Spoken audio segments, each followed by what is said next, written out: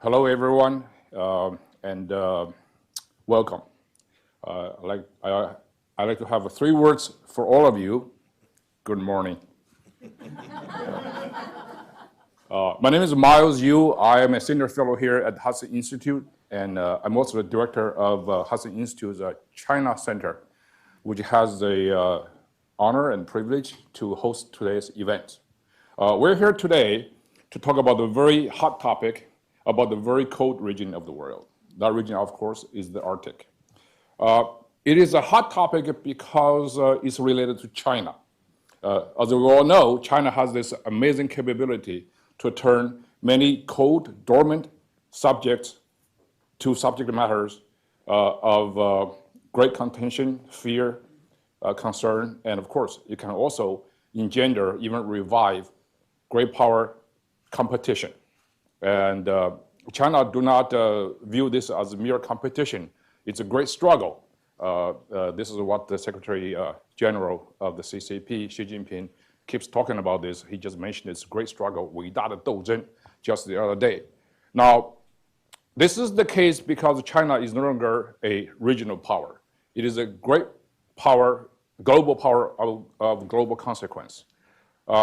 China view this great struggle not only from the perspective of traditional domains of economy, politics, and military, but also from a renewed focus on what they call Xinjiang, which is the new frontiers.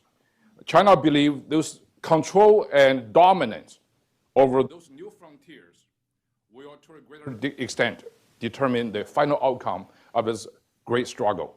And those new frontiers, of course, include cyber, space, artificial intelligence, deep seas, electromagnetic platforms, and of course, polar regions. Polar regions are very important to China, and China view, in particular, the Arctic as the Suez Canal of the 21st century. So it has a great geostrategic importance as well as energy significance as well. So this is a very important topic, and today we are fortunate to have a great group of leaders, experts, and concerned citizens to gather here at the Hudson to discuss China's Arctic strategy, its implications to the region and far beyond. Before we start discussion, however, I'd like to express my special gratitude to my senior fellow, Arthur Herman, who is a truly Renaissance man here, and his interest and research has covered a large area, but his recent claim to fame is actually the Arctic, because he wrote a terrific book about the Vikings. I'm not talking about the surprisingly good football franchise in Minnesota. This is about those legendarily fierce marauders from the Arctic region in the past and its contemporary relevance. So thank you, Arthur. Arthur approached China Center some weeks ago for such a symposium, and we agree with alacrity. And we believe this is really a topic that's worth pursuing, along with great help from Rosalie Layton of the China Tech Threat, and we put together this conference. And thank you very much. I also like to pay special tribute to my able program manager, the very able and popular Shane Leary.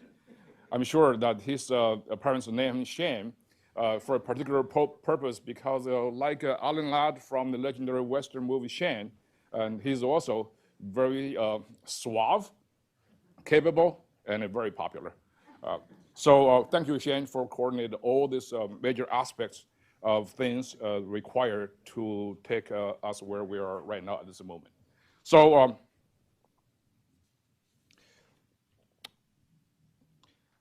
ladies and gentlemen, it is my great pleasure and honor to now introduce our keynote speaker.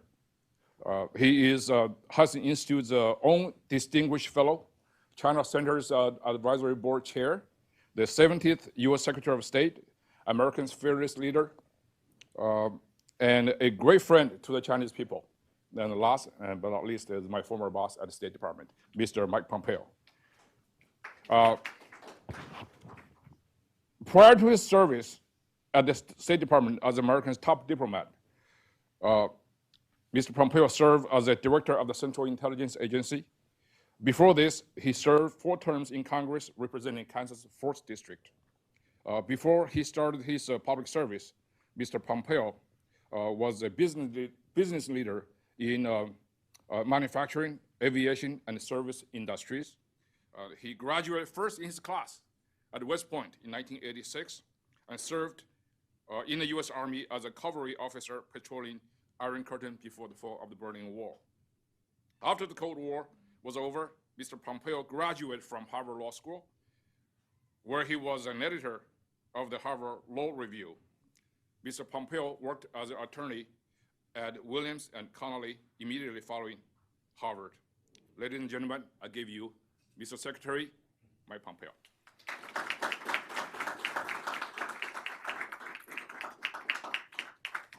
Well, good morning, everyone. It's great to be with you all here. It's great to be with so many remarkable, distinguished scholars to talk about an incredibly important subject. I have 2 also of my fantastic ambassadors who served alongside me in the Trump administration. When you were talking about surprisingly successful marauders, I think the entire Trump administration could be credited with that. It's great to be here this morning, too, to talk about a subject that I talked about when I was Secretary of State. Most famously when I was in Rovaniemi at the Arctic Council, where it was the last time I saw Foreign Minister Lavrov, actually, where he actually suggested that if we spent less time on the communique and more time drinking vodka, that the world would be more successful. I wish that they were spending more time drinking vodka and not causing so much havoc across the world today. You know, we spend an awful lot of time looking eastward to what's taking place in Europe and westward to what's taking place in the South Pacific and in the threat that the Chinese Communist Party poses in Asia proper. And we have tremendous domestic challenges here today, too. We have a campaign now just less than 4 weeks off. My team often reminded me, as did my ambassadors, that we needed to make sure that America looked north in ways that it hadn't done before. This matters to Americans. We don't think about ourselves as such often, those of us that live in places like Kansas, but we are indeed an Arctic nation. This began before 1867 when we purchased Alaska. The exploration in this place, intrepid souls who traveled there knew that this mattered. There was a brigadier general named Billy Mitchell who back as far as 1935 in testimony to Congress said that Alaska is the most strategic place on Earth. And it wasn't just its proximity to Russia or Asia that made it so. It was its prime location near the Arctic Circle that gave it such strategic significance. We all know, too, that the offshore resources in the Arctic Ocean have become the subject of renewed competition. Miles spoke to that. And it is now, given modern technology, even more strategically important to our country. I was mocked for the speech that I gave that day. I remember it well. I get over these things relatively easily. But I was mocked because I talked about the fact that whatever one thinks about climate change, you can see that this region is changing. Reductions in sea ice are opening new passageways, and with them incredible opportunities for trade. That was the word that actually caused everybody to have so much heartache and angst, saying that there were opportunities as a result of what was happening. People predict that the historic North Passageway could cut the time of shipment by weeks. The Russians certainly know that. The Chinese certainly know that as well. These are shipping lanes that will create seismic shifts on par with the Panama and Suez canals. You should know, too, that America's national security depends on this region. Every single Chinese land-based ICBM must fly through the Arctic region to hit its targets here in the United States and Canada. And our missile defense against such ICBMs, whether they come from Russia or China, are deployed in the Arctic area, primarily in Greenland and in Alaska. The work, the potential of this place can only be realized if every nation, including the non-Arctic nations, retain the right to engage peacefully there. Now, contrary to all the nonsense put out by the woke left, America is still a believer in free markets. There are some of us still. We need the rule of law and best practices in this region. And the competition there must be fair. That means parties in a fair, equal marketplace, reciprocal set of rules for all participants have to play by this identical, the very same set of rules. And those who violate the rules or disregard them for their own gain must forfeit their rights to participate in that very marketplace. Respect and transparency should be the price of admission in the Arctic. That lays out the challenge that the Chinese Communist Party presents. It is actively pursuing global dominance across multiple fields. Miles talked about this. Its overarching strategy is to pursue areas that the CCP has defined as res nullius, strategic places where there's no apparent sovereign entity, no governmental control. Miles talked about space, the moon. You can see it in cyber commons, the South China Sea. It has tried to include polar regions in this place as well. When I went to the Arctic Council, the Chinese wanted to participate as a so-called near-Arctic neighbor. Do the math, 900 miles, not so close to the Arctic. That'd be from here to my home state of Kansas. We don't think about that as a casual commute. There are 8, count them, 8 Arctic Council countries: Canada, Denmark, Finland, Iceland, Norway, Russia, Sweden, and America, the United States. The Chinese Communist Party lacks any legitimate claim to sovereignty, even though it has made important to its own foreign policy this idea of it being that near-Arctic nation. Its economic ambitions in this region, in addition to its military ambitions, are very, very clear. We should take seriously their stated goal. I'll read it. They want to, quote, build a polar Silk Road, end of quote. The Russia-Yamal Peninsula was the first major part of this project. Chinese funding is the reason there is now a terminal on the peninsula supplying enormous amounts of energy, LNG, to China. Much of our attention was focused in the West, rightfully so, on the Nord Stream 2 pipeline between Russia and Europe, but more of our attention ought to be focused on the Yamal terminal. In August, 1 month alone, China imported 611,000 metric tons of liquefied natural gas from Russia. More than half of those shipments came from that terminal in the Arctic. The push to mine and obtain rare earth minerals drives China's Arctic ambitions as well, and this was its goal in trying to obtain a strategic foothold in Greenland. Sadly, it doesn't end with the economy and trade. The CCP have been trying to buy an old military base in Greenland. In 2016, it tried to move again, and it should be of deep concern to everyone in America today that earlier this year, Danish officials warned of heightened Chinese espionage there. Make no mistake about it, the CCP has deep strategic military intentions in the Arctic. So how to respond? What are the tools that America has, and what should our priorities be with respect to this? We started this right. We didn't complete it in the Trump administration. With respect to defense and national security, we hosted military exercises with our partners, strengthened our force presence, we built our icebreaker fleet, expanded the Coast Guard funding, and created new senior military posts for Arctic affairs. These things increased American security and readiness in the Arctic. We need to continue and build on them, and I appreciate the fact that the Biden administration has begun to do so. But there was, when we left, and there remains today, a great deal more to be done. In this void, in this time of uncertainty, America needs to step up. Even as the Arctic Council is suspended, we need to work with our partners bilaterally to ensure a lack of cohesion does not allow other actors, namely the People's Republic of China, to move through the cracks. Practical steps. What can we do? What are the things that are before us? First, the CCP should never be permitted to be part of any organization, including the Arctic Council, that is trying to deliver outcomes for this special space. We kept it that way. I pray that the Biden administration will do so, and every administration after it. China is seeking to recast itself to create a new category of Arctic membership, and we should never permit it to do so. We should ensure that the Arctic Council adopts a set of new rules, regulations that prohibit state actors of non-Arctic nations from owning land, maritime assets, and extracting mineral resources in the region that have dual-use potential. And we should, of course, ban any military space presence in the Arctic region by any non-Arctic country. We know for sure that in a much larger sense, China's influence has proceeded elsewhere using multiple vectors, multiple tools. I talked about the terminal in Yamal. The CCP financed it. It used its economic power. And I've spoken here at this very podium before about the revisionist realignment which they attempt. This is a deep, grand conspiracy between Russia, China, and Iran, and other enemies of freedom coming together to use their shared resources in this very region. We can't permit that to happen. Allowing China to get the foothold it desires in the Arctic will empower it and Russia and bring Putin and Xi even more tightly together. This will threaten our capacity to protect the American people, and we must not let that happen. We can lead in the Arctic. We've done it before. I'm confident we will do it again. Our national security depends on it. And with it, I'm happy to have a good conversation with you all, and I know, Miles, you'll come up and help me get it started.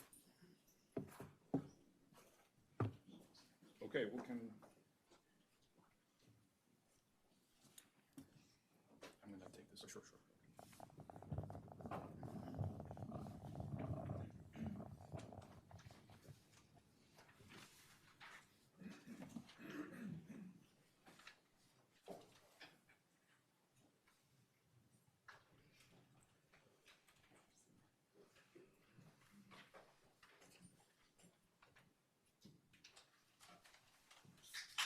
All right, Mr. Secretary, thank you very much for this wonderful remarks. And let me just ask the first question. So the U.S. obviously is one of the members of the Arctic Council.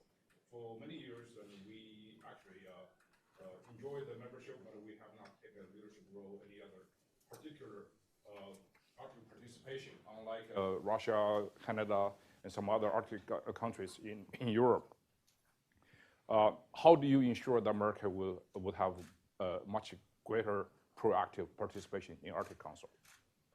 Two thoughts. First, it has to be focused leadership from the top, and that's hard, right? When you're the Secretary of State or you're the Secretary of Defense, there's lots of challenges in the world, and so to focus on this problem set that seems distant and far, both geographically and in time, requires a big team that's focused on it. So I would first of all say you have to apply the resources against the problem set by putting the right people in the right place and make sure they have access to senior leaders. Second, my experience with the Arctic Council was that it had become an environmental gab fest. They didn't want to talk about the security issues. They wanted to talk about climate change. So everyone would come together and we'd draft this beautiful communique, and we would talk about all things related to climate change. I'm happy to discuss all things relevant to keeping our clean air and our safe drinking water, but the national security implications that are happening there are something that you have to get the Arctic Council to actually focus on. And we made progress. We didn't get all the way. There is a natural reversion. This is a place that is hosted by largely European elites, and they like to have conversations in Brussels and Stockholm and drink tea and coffee. These are hard issues.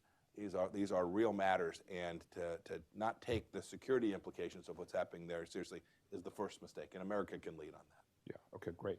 So for many of our European partners and allies, when they think about the security issue, their primary and preponderant concern is Russia. Russia obviously is much closer to Europe, understandably. Russia has this pretty dubious history in the past of aggression. So now the United States has shifted its strategic focus away from Europe. We focus on the Indo-Pacific. We say China is the #1 national security agenda. How do we convince countries in Europe, particularly in Arctic Council membership, to sort of to go along with the American strategic shift? How do we convince those countries to say, hey, listen, China probably poses the equal, if not greater threat? Facts and data. Look, with two of the Arctic Council members are now NATO members, right? Mm-hmm. We all know where the Russian Navy launches most of its submarine fleet, right? These are the very places in the Arctic. Make no mistake, the Chinese Communist Party is intent on this as well. I think we will, if you're asking how do we make this argument, I think the facts and what they can plainly see are real. They're confronting this challenge in Russia today. For the moment, quite rightly, that is their priority.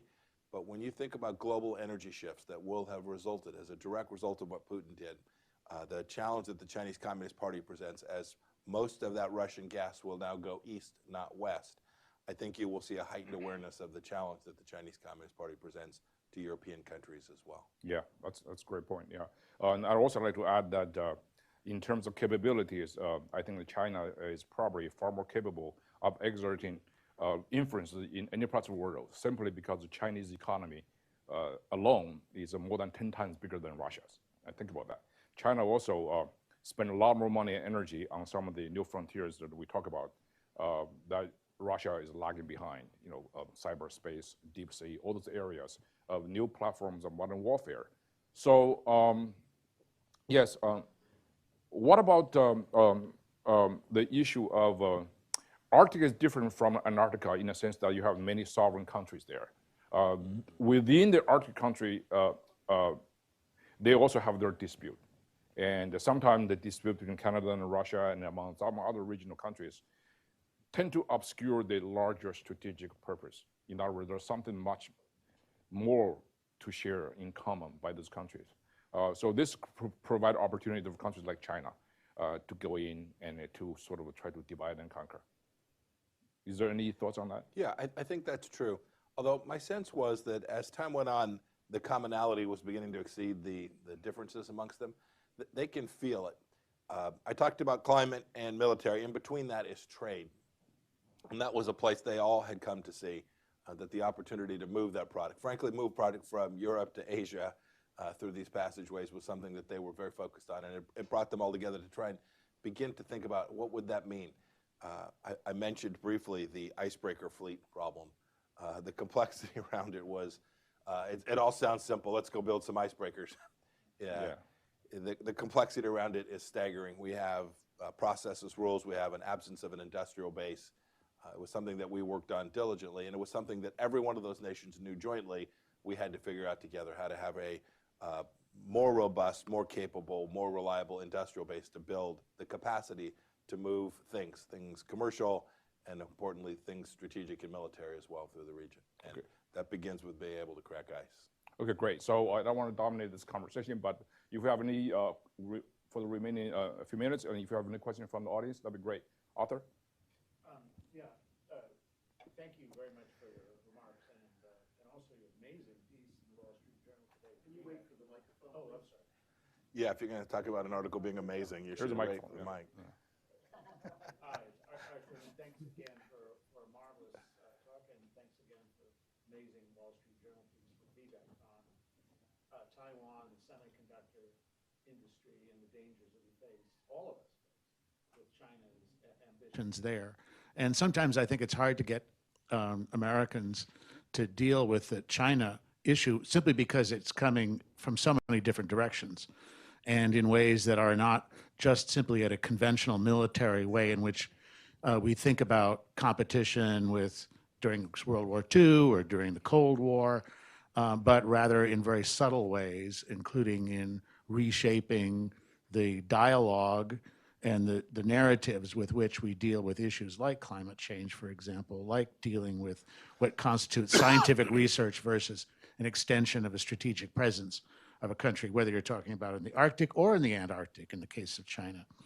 And yet, at the same time, I think we're looking ahead now to an Arctic Council, which is going to be dominated by members of NATO, with the addition of Finland and Sweden.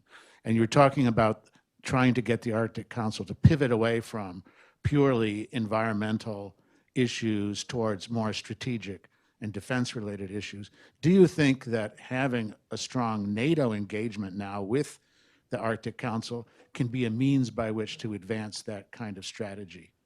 I do think that increases the likelihood that group, when brought together, will focus on geostrategic issues more broadly than it has for the last period of time. I think that does increase the chance of that because NATO has always been that security bulwark. And the fact that you now have a significantly higher percentage of the countries that are part of NATO, I think makes it more likely. And that's a good outcome. Yeah.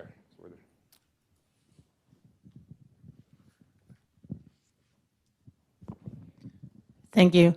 Thank you for an interesting speech. I have two quick questions for you. Could you please identify yourself? Yes, I'm Lisa Lotte Odgaard, Hudson Institute and Institute for Defense Studies in Norway. First, I want to ask you about China.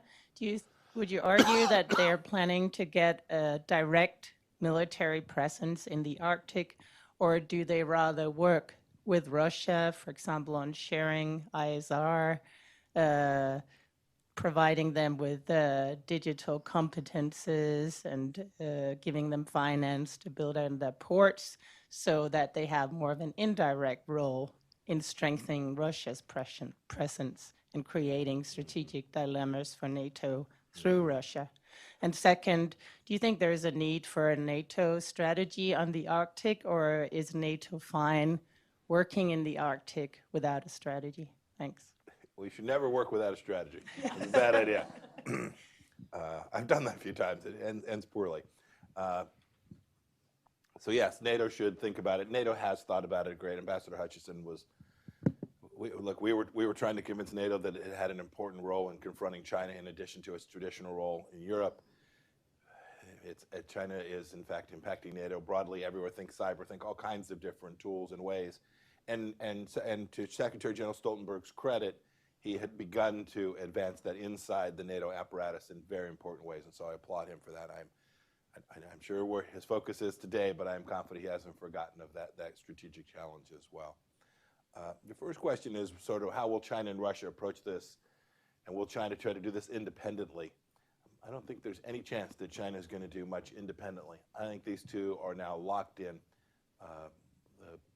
The visit between Xi Jinping and Putin, the first trip in 3 years of Xi Jinping out of China to go meet with Putin, I think is deeply telling. These two now will be locked in economically. They will be isolated in ways that I don't think they yet appreciate. So I think the Arctic will be just another place where we will find the two of them working together, whether that's using the existing Russian facilities in the Arctic to enhance Chinese training and capability, or they will go try and find other places, ways, means by which they can exert their security work together, their military work together. I think they'll do. I think it won't be a choices between the two. I think it will be all of the above. So I don't know that you'll find a Chinese military base there, but I am confident you will find Chinese military capable of extending its reach and power and projecting its power into that region, whether it's an asset that they own or one that they share with the Russians themselves. Oh yeah, question over there.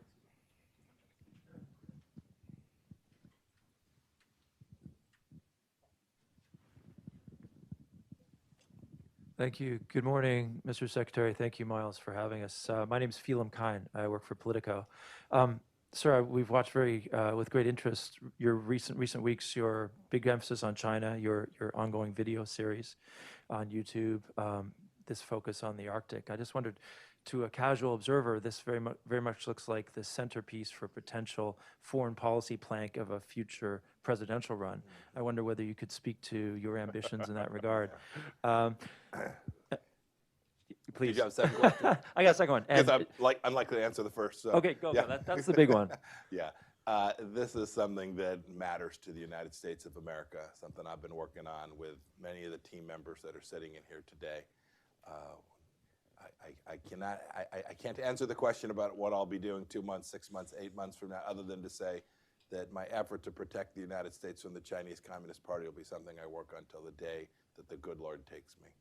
Thank you, sir. Quick follow-up. Xi Jinping is going to get a third term, start next week as General Secretary. What do you see as the outlook of U.S.-China relations with him solidifying power for maybe another decade or a lifetime? Thank you. Xi Jinping's made very clear. That's a good question.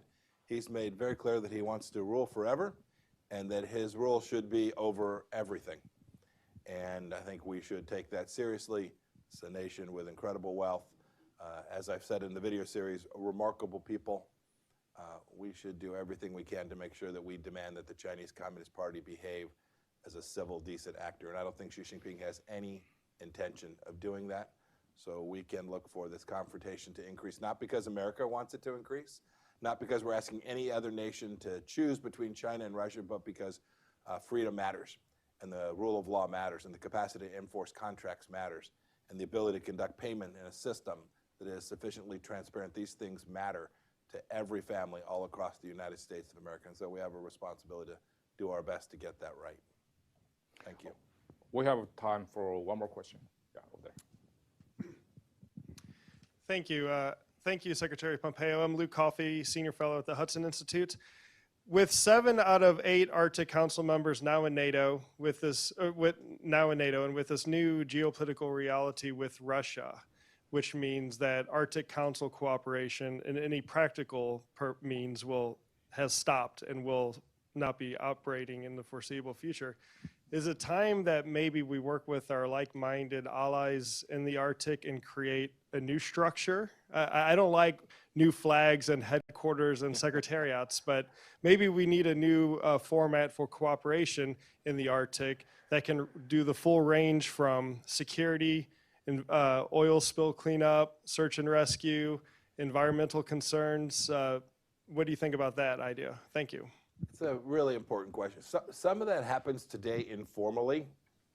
So, you know, we build out these different organizations and we give them names, right? So we worked hard on the Quad. Maybe this one would be the Sept, right?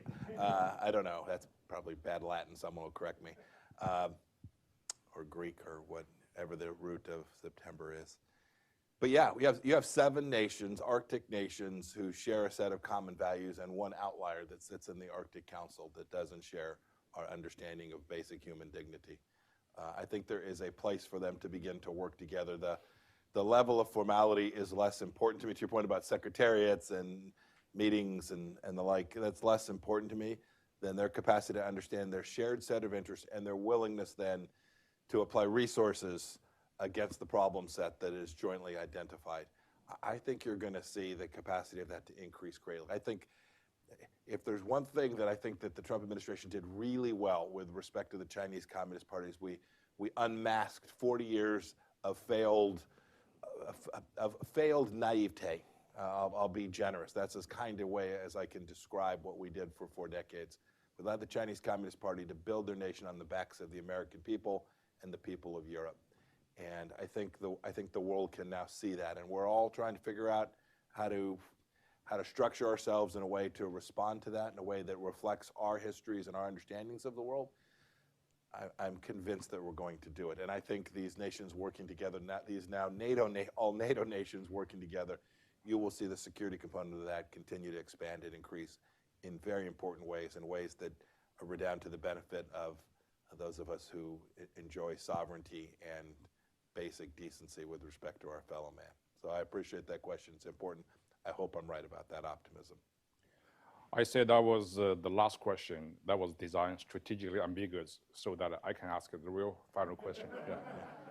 The last question is, sir, when China started to act to march into area that of great concern, it's not just a concern of the Arctic countries, but also some of China's neighbors are also concerned about this. When China tried to get a stronger influence in Arctic countries like Japan and South Korea, they were also very eager to be part of the narrative. So how do we ensure that we can work with our friends and allies in Asia Pacific on the issue of Arctic and China's role in our region?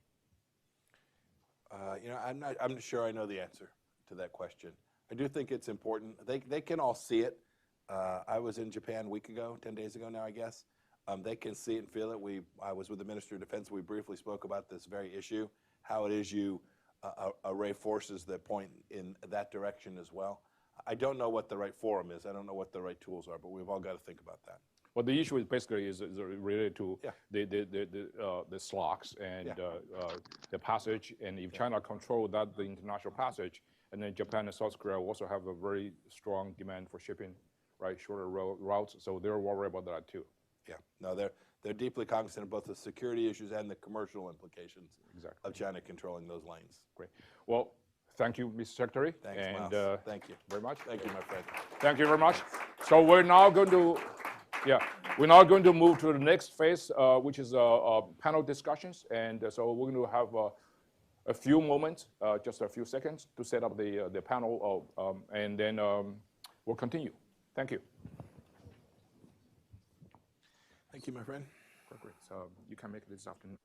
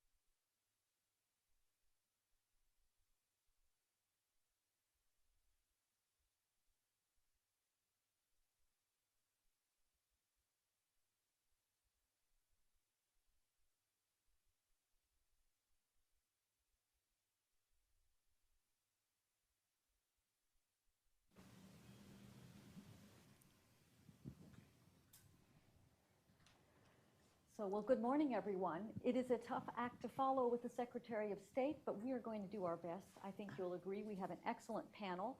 We're going to fill in the blanks from a lot of things that the Secretary discussed, help provide some additional perspectives. We're going to challenge your perception of the region and help you think bigger and deeper about the region. And we have our three panelists today. I'm going to introduce them to you, and we're going to proceed in the order of speakers, and followed with a session for Q&A. But first, let me introduce myself. I'm Rosalind Layton. I lead a project called China Tech Threat, where we study the technology run by the People's Republic of China and help educate the public and policymakers about how to protect their privacy, security, and prosperity.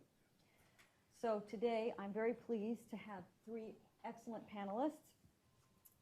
Lisa Lotta Altgall, she's a senior fellow here at the Hudson Institute. She studies US, China, and European relations, including NATO-China relations. She's a professor at the Norwegian Institute for Defense Studies in Oslo, Norway. And she has her PhD in political science from Aarhus University in Denmark. She's published numerous books, articles, reports, op-eds, and on issues such as Chinese security and defense, the geopolitics of the Arctic, and NATO-China relations. Among her recent publications is an article in Survival, Global Politics and Strategy, which has just been published in August 2022 by Taylor and Francis Online. It's called Russia's Arctic Designs in NATO. You can find it online. I highly recommend you read it. Lisa Lotta is going to make refer to some points in her article and so forth. Great article to understand some of the background and politics, also the role of Russia. So we have Lisa Lotta. We have also Mark Latin, who's coming to us from Reykjavik in Iceland.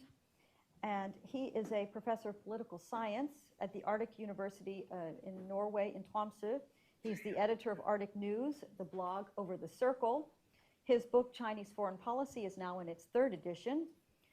And he is now at a meeting of the, tell me again, the Arctic Circle Assembly. Arctic Circle Assembly, thank you. And he's going to talk about some points you can also read in his new article, The Rise and Fall, of the Polar Silk Road, just published in The Diplomat. And finally, it's a great honor to have with us Ambassador Kay Bailey Hutchinson. She was the 22nd U.S. permanent representative to NATO from 2017 to 2021. What an excellent tenure. Thank you for joining us. Ambassador Hutchinson was a senator from Texas from 1993 to 2013, quite a tenure as well. She also served in the state government, the great state of Texas, and now she's here to talk with us about her experience on the front line with NATO. So great to have you with us, so thank you. So let us begin with you, Lisa Lotta. I know you have a lot of things to help us put this discussion in perspective. Please go ahead. Thank you, Rosalind, and thank you for inviting me to speak. It's always great to be back at Hudson. I'm going to address the issue of what role we can envisage for China in the Arctic in the coming decade or two. And the first question I want to address is the question if China is likely to become a military power in the Arctic. I've looked at that issue with 2 Americans in an article from 2019.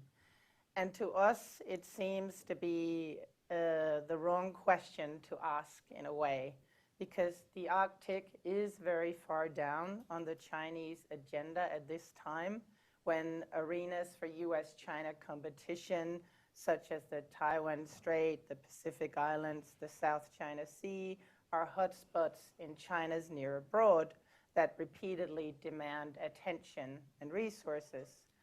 And Beijing seems to have little interest in establishing a military presence that would attract a lot of pushback from a region that is full of NATO allies and partners, as pointed out by Pompeo. So as a global great power, China has established a strategic presence in the Arctic, mainly through economic investments and through environmental and scientific engagements. But note that when it's challenged by countries denying, for example, denying China investments in strategic assets such as runway, airports, or mines, then China does not really make an issue out of it. They don't complain. They just quietly withdraw.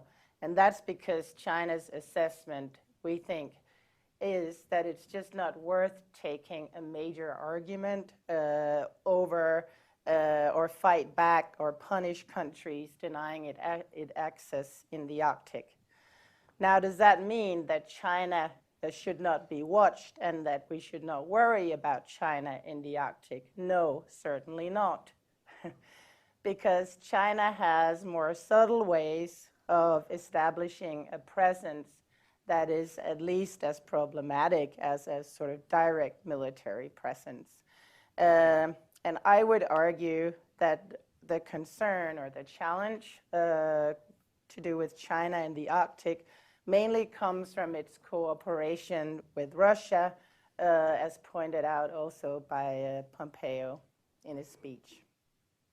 Russia has plans to develop the Northern Sea Route, but it doesn't really have the money to do it properly on its own.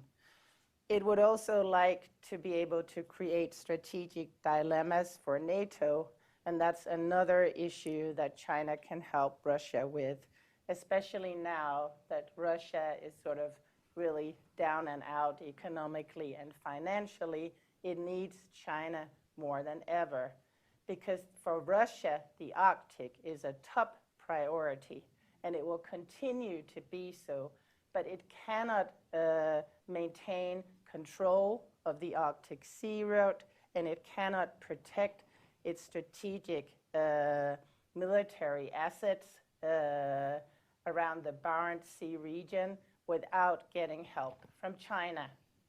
And China will be more than happy, I would argue, to help Russia with these things.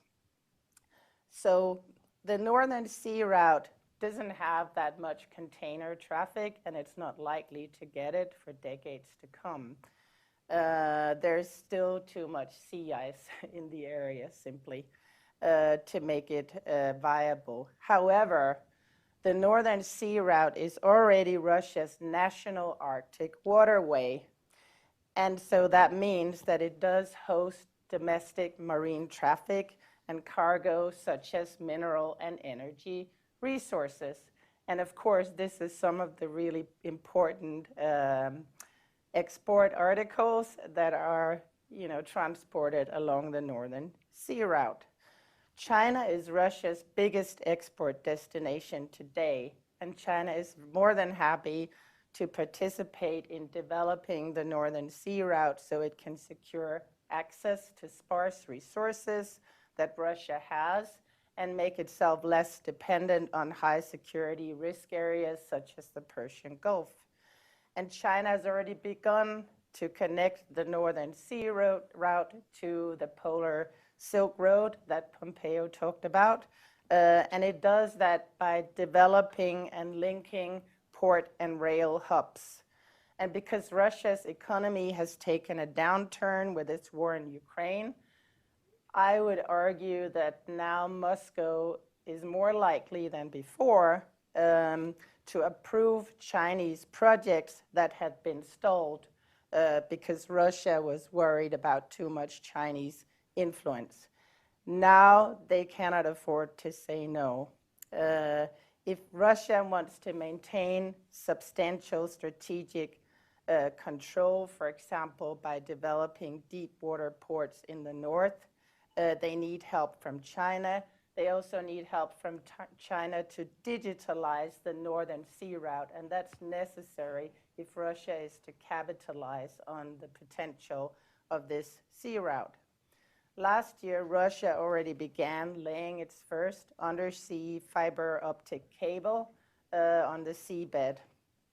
In addition, I would argue that Russia and China are working on trying to insulate trade in, for example, energy and other commodities from punitive Western financial measures. And they do that by decoupling from the dollar, for example, by increasingly using Chinese interbank payment systems and the digital yuan, which is already ready to be rolled out. So while a direct military role for China in the Arctic does not seem to be on the table, partly because China doesn't really want it, and partly because Russia doesn't like too much direct Chinese influence, and certainly not a China that operates independently along the Northern Sea route. Nevertheless, they can find ways of working together that will be profitable for them both. China, in a few years, is actually already capable of operating independently, including militarily, along the Northern Sea route, because they're developing nuclear-powered icebreakers and semi-submersible vessels used for salvage operations. So they really only need their own repair and replenishment facilities in Russian ports along the sea route to operate totally independently. But I don't think they're going to do that, because they understand to hold back and to not relinquish or to try to take too much control out of Russia's hand. They have already proven that in their cooperation with Russia and Central Asia, and I think they will do the same in the Arctic. So a more limited supporting role for China, particularly focusing on sharing intelligence, surveillance, and reconnaissance, I think is more likely. That would allow Russia to increase militarization of the Northern Sea route, to maintain control as sea traffic increases, and to tighten control of the entry and exit points to the Barents Sea, where all its strategic defense assets, such as the strategic submarines, are located. If they cooperate on intelligence, surveillance, and reconnaissance, that will help allow Russia to perform submarines attacks against NATO assets, should they want to do that, in the Greenland, Iceland, UK gap, the so-called GEO gap. And it will also help Russia being able to perform a missile attack against the US mainland. That will most likely happen through Greenland airspace, because it's so badly surveyed. Chinese investments in infrastructure, energy, and mining across the Arctic provide Beijing with lots of dual-use ISR capabilities, and data gleaned and shared by China would enhance Moscow's and Beijing's ability to threaten NATO's supply lines in the North Atlantic. It would also help them to coordinate challenges to NATO along China's coastline and Russia's border with NATO, so that NATO is suddenly very busy along a huge geographical area. There is also talk of integrating Russian and Chinese satellite navigation systems, and I believe they've already taken the first steps to do so. If they go ahead with this, it could further strengthen strategic collaboration by helping them to complicate NATO power projection through coordinated GPS disruption operations. So the GPS, satellite navigation systems coordination and collaboration is another area to watch. Joint reconnaissance capabilities would also refine Moscow's ability to use precision-guided missiles against NATO's defense infrastructure in the Arctic. The big question is there the degree of trust between China and Russia to have such kind of integration, as I just mentioned? Because it requires considerable trust, and the partnership may not be strong enough and durable enough to generate it. So I think that's a key question that's hard to answer, and we'll have to pay attention to it in the decades to come.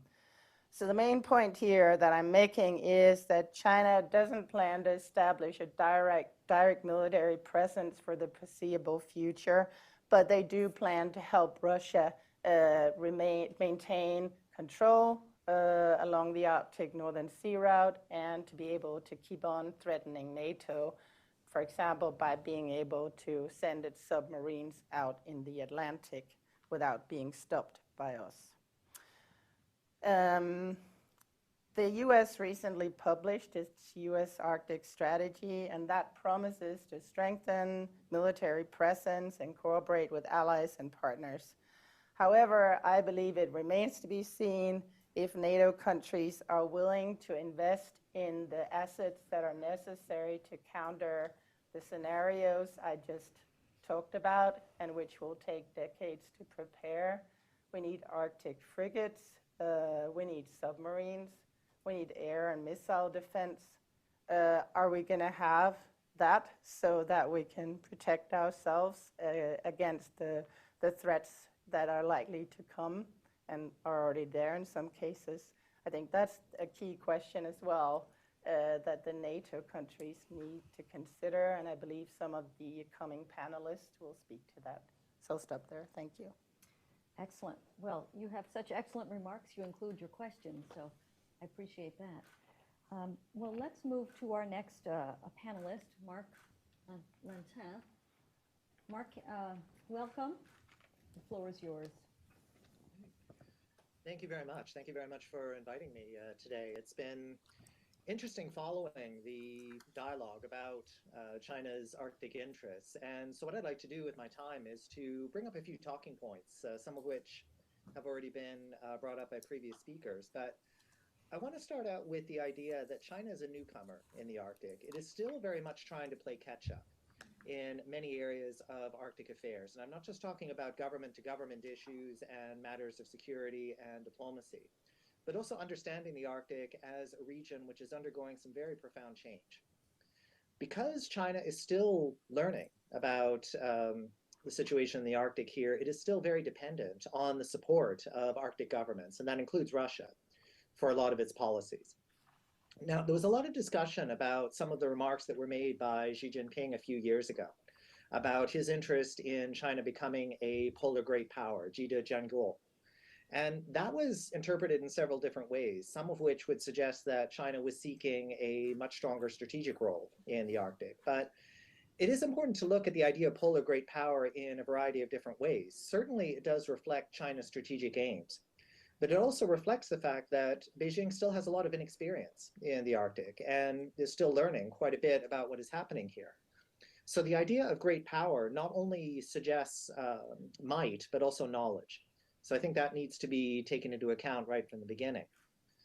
Another point which I'd like to make right at the beginning is that China is not acting as a revisionist state in the Arctic at present. If you look at a lot of China's diplomacy up here, Beijing has really tried to be a joiner of Arctic regimes. It became an observer in the Arctic Council in 2013. It has been very active in initiatives since then. That would include the Polar Code, the recent fishing ban in the Central Arctic Ocean. And Beijing has really tried to put forward the idea that we want to be a positive participant in Arctic regime building. Now, international observers have been quick to point out that in some cases, China has also been supportive of international law. It has not challenged UNCLOS, for example, in the Arctic. And there's also been quite a bit of discussion about how China has responded to some US policy in the region, including what happened in 2019, the discussion about the United States seeking to purchase Greenland. Despite the fact that one could argue that it was in at least partial contravention of a 2009 Self-Government Act between Copenhagen and Nuuk. So any kind of negotiations should have been undertaken not with Copenhagen, but with Nuuk. And this kind of situation is something that China has made note of. So the concern is that, okay, well, what is the United States really seeking from its Arctic strategies? Now, the third point is that China is very much placing an emphasis on developing scientific knowledge in the Arctic, which has been the basis of the concept of Jinbeji Guojia, near Arctic state. And this, again, has been a term which has been subject to wide interpretation over the past few years. It is important to note that this term did not come directly from the Chinese government. It was actually an academic term that was bandied about quite a bit, at least as far back as 2010. There was an interesting book by Liu Junyan, Geopolitics in the Arctic and China's Response, which was written in 2010. And this was a time where China was still trying to understand the changes that were taking place in the Arctic. This was before it became an observer in the Arctic Council. There was a lot of academic literature in China which was suggesting that some sort of Monroe Doctrine was beginning to appear in the region. And there was discussions about the so-called melon scenario. So the Arctic is cut up into 8 pieces like a melon, and if you're not an Arctic state, you get nothing. And this was certainly a concern that China had at the time. So when talking about near-Arctic state, again, there are many different facets here that need to be understood. It is not necessarily geography, although that is definitely a part of it. But it also reflects the fact that what is happening in the Arctic is affecting China like it has many other parts of the world. A lot of reports in Chinese academia about changed weather patterns in China, which can be directly traced to climate change in the Arctic. Everything from snowfall to pollution patterns have been a subject of study. So it goes back to the point I made, is that China is seeking a lot of information about the region. And because China is a very large player in the international system, it wishes to develop a presence in the Arctic. Now, China's Arctic White Paper, which was published in 2018, did stress the idea that non-Arctic states do not have the right to claim sovereignty in the far north, but they do have the right to engage in economic and scientific activity in accordance with international law. And this led to a great deal of discussion about the overall role of non-Arctic states in the Arctic. Now, China absolutely is seeking greater participation in Arctic governance. Any new areas of cooperation, China very much wants a seat at that table. This is in keeping with the larger trend, in my view, of the internationalization of the Arctic. The fact that many non-Arctic states have stepped forward to say, okay, we don't have Arctic geography, but we have a lot of interest and we should have a voice in what is happening in this part of the world. And several other countries, I could point to Britain, France, Germany, Japan, even Singapore, which is not exactly known as a polar state, have stepped forward and said, yes, we do have very considerable Arctic concerns. So to say that the whole idea of internationalization of the Arctic is simply a China issue doesn't really fit the reality. Now, why have we seen discussion about the internationalization of the Arctic? Well, a lot of it has to do with climate change concerns and the economic opening of the region. And I would argue that there really needs to be a much wider discussion about better balancing the concerns of Arctic versus non-Arctic states. Now, this could take place in many different ways. Like one very complicated topic, which usually gets me into trouble, is when I mention the idea of an Arctic treaty. Certainly not saying that that would be the perfect solution, nor am I saying that that particular idea would be easy. But I think the time has come to really discuss how much the Arctic has become an international concern. Now, there was discussion about the Polar Silk Road, and in the piece that I wrote recently, I was exercising a bit of caution, stressing a bit of caution about the overall impact of the PSR in the Arctic.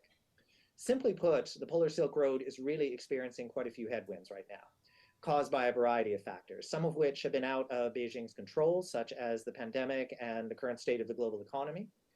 But you could also argue that some Chinese policies have created a bit of a backlash in the region, including the deterioration of bilateral relations that China has with Canada and with Sweden, as well as pushback from other Arctic governments such as the United States and Denmark. If you look at the current state of the Polar Silk Road right now, once you take Russia out of the equation, there is simply not much there. There is simply not much in the way of specific projects that are currently active in the Arctic related to the Polar Silk Road. I can give one example here. There's a bridge not too far away from here in Harstad, which was financially supported by China, and that's been pretty much China's contribution to the Polar Silk Road in Norway. Even when you look at Russia, there are quite a few projects, the Baikonur Railway, for example, that have been on the books now for quite some time, but still have no particular timetable. And we've also started to see signs since March that some Chinese firms have started to push back, or pull back, I should say, slightly, from direct economic cooperation with Russian interests in Siberia and the Russian Far East. And it was also recently announced that there were no plans for Chinese cargo vessels to make use of the Northern Sea Route this year. As was noted, this is definitely because China is very worried about sanctions, worried about getting hit with the same types of sanctions that have been affecting Russia since its invasion of Ukraine. Now, my concern here is that there's still the tendency to view the Polar Silk Road as advancing very rapidly and representing a great deal of actual investment, Chinese investment in the region. In August of this year, when NATO Secretary General Jens Stoltenberg was visiting Canada, during a press conference, he referred to Beijing as, I'm quoting here, investing tens of billions of dollars in energy, infrastructure, and research projects in the high north. The situation right now is that, yes, China did have a lot of very ambitious plans in regards to ports, railways, various transit hubs, mines in Greenland, but very few of these have actually come to fruition. The most recent US Arctic strategy paper, which just got published, made a similar assertion, quoting here, over the past decade, the PRC has doubled its investments with a focus on critical mineral extraction. Well, doubled its investments, bearing in mind that China was working off a very low platform to begin with. And critical mineral extraction, yes, China did have very ambitious investment plans in Greenland. With one exception, I believe that would be Citronen Fjord up in northern Greenland. Many of these projects are now on hold. So looking at Greenland, for example, a lot of what China was seeking to do there has not come to pass. Some of which due to intervention from the US, Denmark, as well as shifting political winds in Greenland itself. Right now, China's investment in Greenland is a very tiny fraction of Danish investment, just to give an example. Now, going to the core issue, military interests in China's military interests in the Arctic, I completely agree that right now they are muted. Right now, China is very much deferring to Russia when it comes to this area of cooperation. And the fact is, from a cost-benefit analysis, what China very much wants is an open Arctic, one where economic cooperation can flourish. Militarization of the Arctic is not in Chinese interest. It cannot afford, especially now, China cannot afford to be seen as an Arctic gatecrasher. So discussion about, for example, the PLA deploying submarines to the Arctic, that really makes a very arguable assertion that Russia would be in a position to acquiesce to that, especially considering there have been so many policy papers and so many speeches by the Putin regime that have placed the Russian Arctic as central to the Russian economy and to Russia's strategic interests. So the idea that Russia will simply stand back and allow China to deploy submarines and deploy a unilateral military strategy in the Russian Arctic, it can be debated. Now, Beijing has certainly identified the polar regions as a new strategic frontier, and it's very likely that the polar regions will be more closely incorporated into Chinese security interests. But the questions now are how and what obstacles to be overcome. I completely agree that the issue of dual-use information gathering in the Arctic is a very serious one, given the structure of China's government, the fact that China has a lot of interest in playing catch-up regarding data in the polar regions. This has been definitely a concern in Antarctica. I've had the chance to look into that as well. And this does factor into questions regarding deeper scientific cooperation with Beijing. On the other hand, though, it can't be ignored that there are other security issues in the Arctic which require, to be blunt, all hands on deck. The climate change emergency here in the Arctic is becoming more and more visible every year, and international responses will be required, Arctic states and non-Arctic states. One final point I want to make before getting to just some ideas about recommendations is that the Arctic is not the South China Sea. I wrote a piece on that a short time ago as well. Beijing's claims to the latter are based on two issues which are simply not present in the Arctic in regards to China's interests. One is sovereignty, which is not something China can claim in the Arctic. And the other is the very nebulous concept of historic waters. And again, China simply cannot make a claim there. So it is very likely that the Central Arctic may evolve into an international legal headache. There's already been some issues about continental shelves and so forth. But China has very little role to play there. So assuming China's behavior in the South China Sea will simply be picked up and transplanted wholesale to the Arctic really assumes that China has a very monolithic foreign policy and security policy, and there's very little sign of that right now. So to conclude, I just have a few recommendations to discuss. First of all, China is and will continue to be an Arctic stakeholder. It simply is not going to be pushed out of the region. So the question, therefore, is how the United States and other Arctic countries can best address this.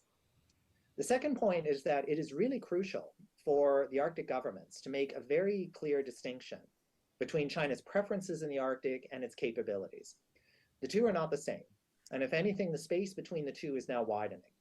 As one of my colleagues in London, he said it really well, if you constantly concentrate on what isn't there, you lose sight of what is there. And I think that's very important when looking at China's Arctic strategies.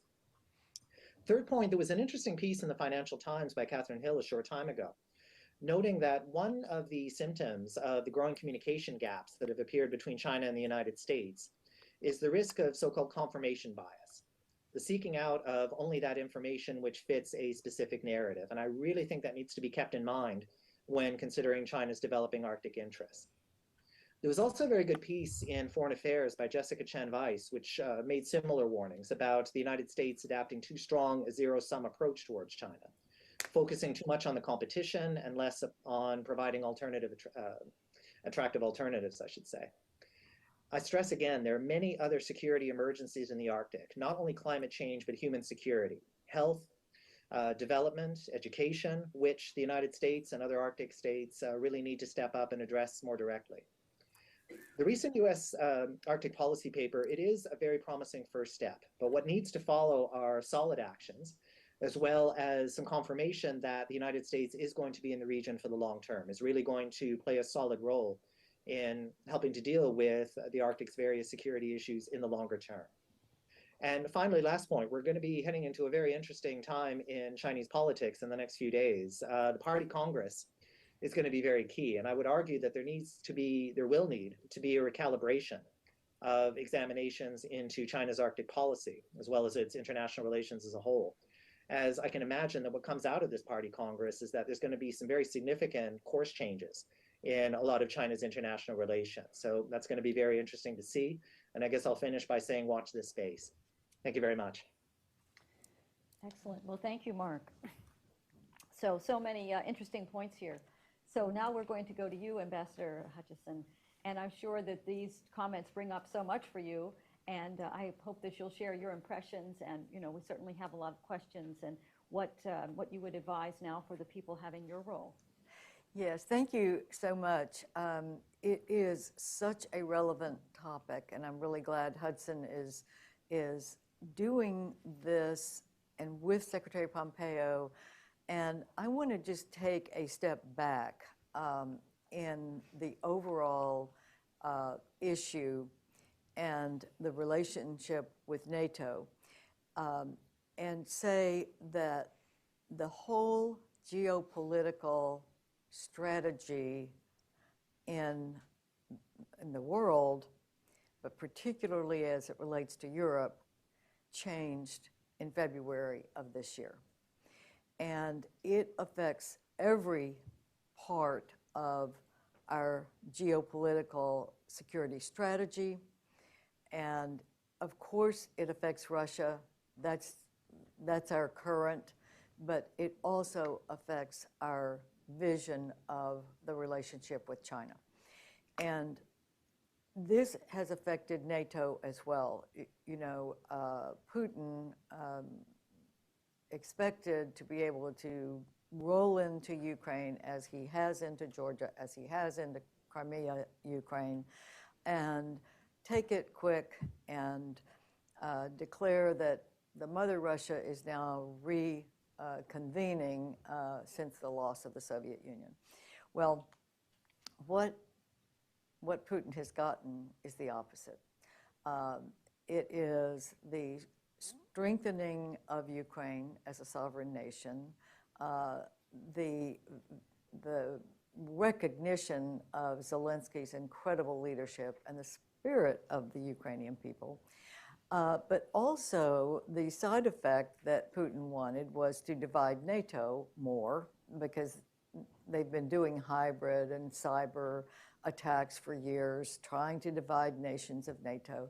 And they have not only solidified NATO, they've also increased the range by adding two of the most capable allies that will happen very quickly by NATO standards, Finland and Sweden. So that then also comes into the whole strategy, and that is when Mike Pompeo was the Secretary of State, I was at NATO, Carlos Sands was in Denmark. That was when we started saying China is a potential competitor, a potential adversary, and there is now a great power competition.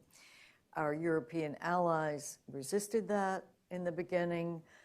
They wanted to keep the relations because of the trade relations with China, and until February of this year, really didn't sign on to our whole strategy, though we were pressing it for the last 3 years, watching and looking at what China did began to solidify NATO, not only against Russian aggression, but also now looking at China.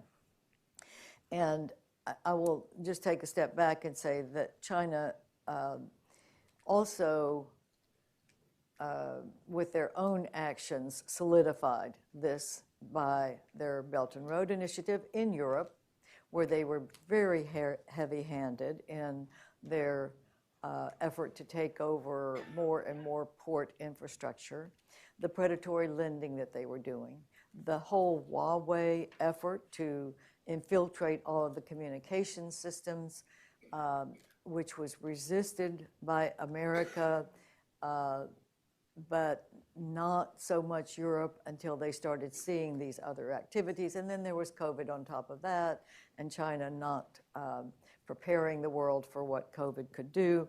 And China, with its own actions, then started solidifying this U.S.-led effort that we've got to be much more serious about China.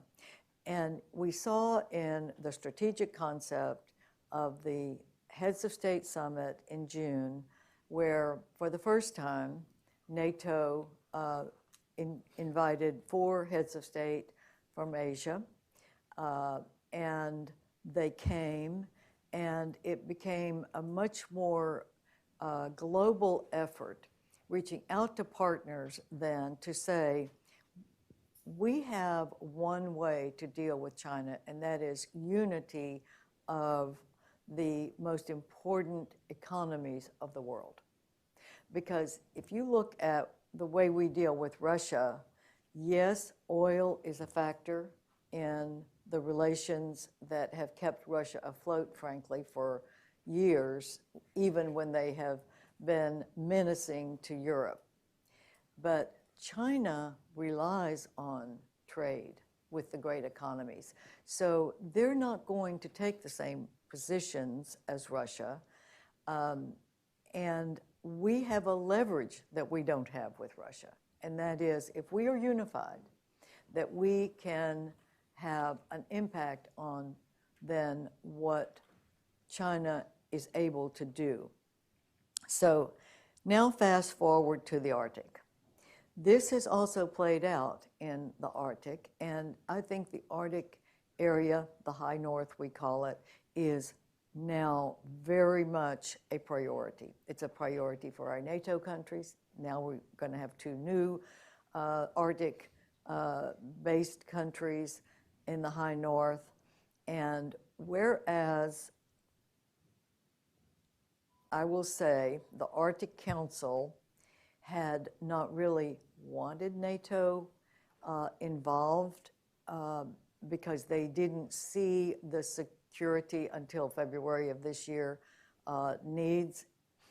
Now the new geostrategic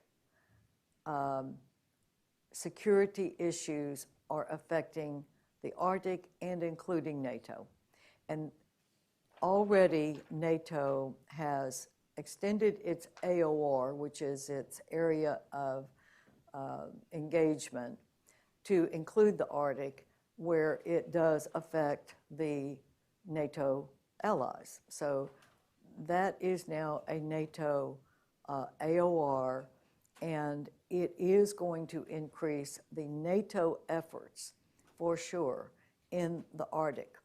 Now, we have seen submarines coming into the Arctic, even going into the Atlantic from the Arctic.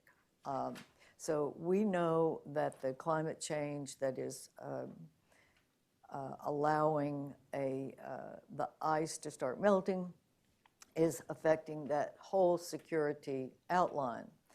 Now, let's look at the way China has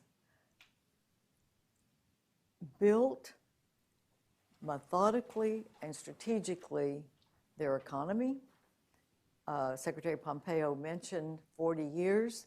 We were ones that wanted to get China into the WTO and allowed them to get in early, because we thought if we bring them into the tent, then they will begin to operate in the rules-based order.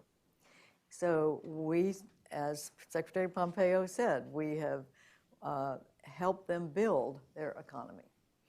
And now they have this economy, but they've done that by quietly moving forward, not raising it as a big flag.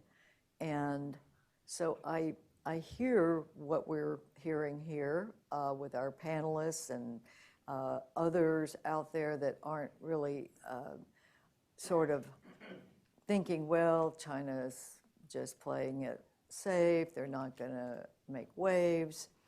But here's where this Russia-China commitment to each other for life agreement comes into play, because they do want to be in the Arctic, and they are trying to get infrastructure in the Arctic. And the Danes stepped up very quickly, recognizing what they were trying to do, trying to get infrastructure, trying to do the Polar Belt Road.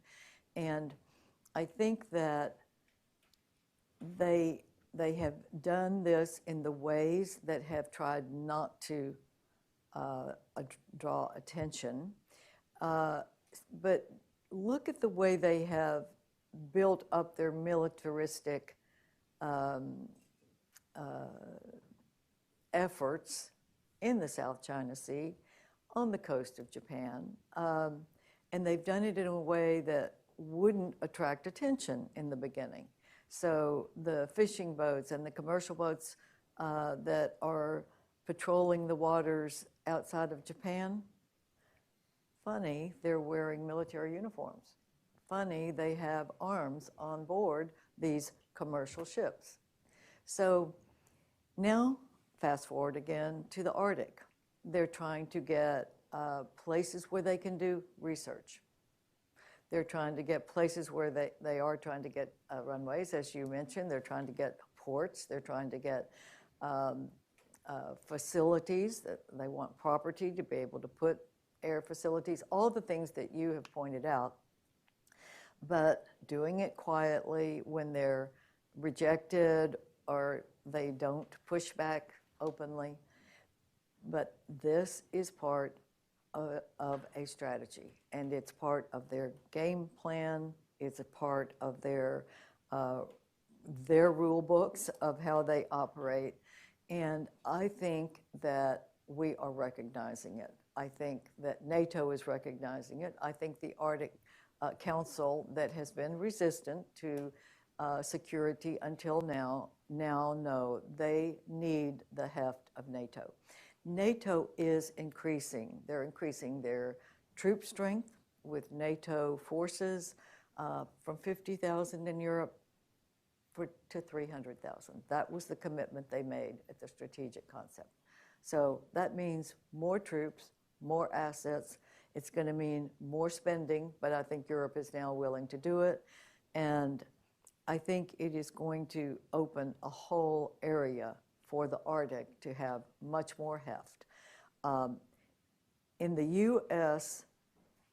military budget this year, you could correct me on the numbers, but I'm right on the issue. They have authorized now, and they're funding at least 8 icebreakers. Now, someone might pipe up and say, no, it's really 11. It may be 11, but it is a significant change. And that is all Arctic related. So I think now that I would say this is becoming a priority. If we look at the change in the geopolitical security, and then we look at the change in, and we look at the Chinese way of operating, we've got to take this very seriously. We've got to make it a priority, and we've got to back that up, which America's doing, and I think our allies are also now doing. But this Russia-Chinese partnership is the only way that China gets in a significant way. And so they are staying hitched with Russia. Probably it's part of the reason that they're being so neutral in this dreadful invasion of Ukraine. But China they are wedded to Russia if they want that Arctic, but other reasons as well. They're buying oil from Russia, but if China got assets into the Arctic, they would start having their own capabilities to use some of the vast resources that are estimated, and you mentioned, and some of the articles have mentioned that the resources that they think that is natural gas and oil under the Arctic, when you can finally get to it, is probably just something that China is looking at as something that would make them more independent of Russia or the Middle East or America in that particular area. So I think that it's very serious. I think we are taking it seriously. I think that probably in the public domain, it's not where it needs to be, but I think all of the writings and the high north, especially focus on this, that is now also being recognized in NATO and accepted by the high north as NATO being a major help and advocate in this area. But everything changed in February, and that, I think, has created this unity, and I think what will follow is the unity in the Arctic. Excellent. Well, thank you. So let's go to our Q&A session. Can we, Mark, would you join us again via video? Okay, well, thank you. Ambassador Hutchinson, let's start with you. It's a question I'm going to pose to you, and the other panelists can also comment. Last Friday, the White House released the Arctic Strategy, and it is based on 4 pillars: security, climate, development, and cooperation. And climate and development are specifically focused on the people of Alaska, sustainable development, and also addressing climate change issues for Alaskans, Native peoples, and so forth. Now, it seemed to be well received, and I would like to mention, for example, Senator Dan Sullivan of Alaska, who said this is fine, but the strategy does not mention responsible resource and energy development in the region. So what I would like to suggest to you, or ask you, given what you've shared, what kind of a green world is it if Russia can go, Russia and China can get the liquid natural gas of the Arctic region, because Russia has sovereignty, they can use their ships to go back and forth and enjoy liquid natural gas, but everyone else cannot because they have a green agenda which doesn't allow them to do it. I'm going to play devil's advocate here. What kind of a green strategy is that? And what, if we have a sense that there's supposed to be some deterrence, does that not get deterred because it's Russia's sovereignty to do it? I'm curious, how do you see that, and any thoughts you have on the White House strategy? Well, I think that certainly the White House strategy is a good step in the right direction, and focusing on the Arctic shows again that it is a priority for America. But your point is excellent, and that is that we have been hamstringing Alaska, as well as our ability in the Gulf of Mexico, which I know well, through regulatory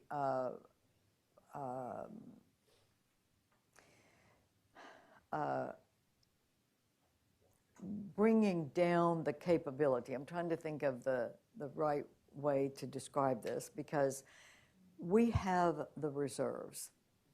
And what is happening is the regulatory environment is not encouraging companies to actually do the drilling that would make us energy independent again, because the damper that they're putting on pipelines and refineries is keeping the companies from seeing that they could get their investment back if they did go into the leases that they already have, or look for new leases in the Gulf and in Alaska. And what I think is missing here is the importance of our own independence, but also the importance of the ability that we have, if we would unleash our resources, to help our allies that are not going to be able to get their heating from natural gas from Russia this winter. And we would be able to be exporting LNG right now if we had the energy policy that would produce. Now, let me just say one more thing. One thing that I think the environmentalists who want to tamp down the production of oil and natural gas are not taking into account that America has the regulations that require clean production, the cleanest in the world, much cleaner than China and Russia. And when you look at what's happening, where coal is being substituted in many places in Europe under desperation because they are losing the natural gas, we could be providing clean natural gas and clean oil production in Alaska, rather than going to countries that are going to not do it as clean as we are. And if they're going to come across the Arctic and down into Alaska, then Americans are going to be breathing the foul air that they're not producing, but is being produced right across the strait.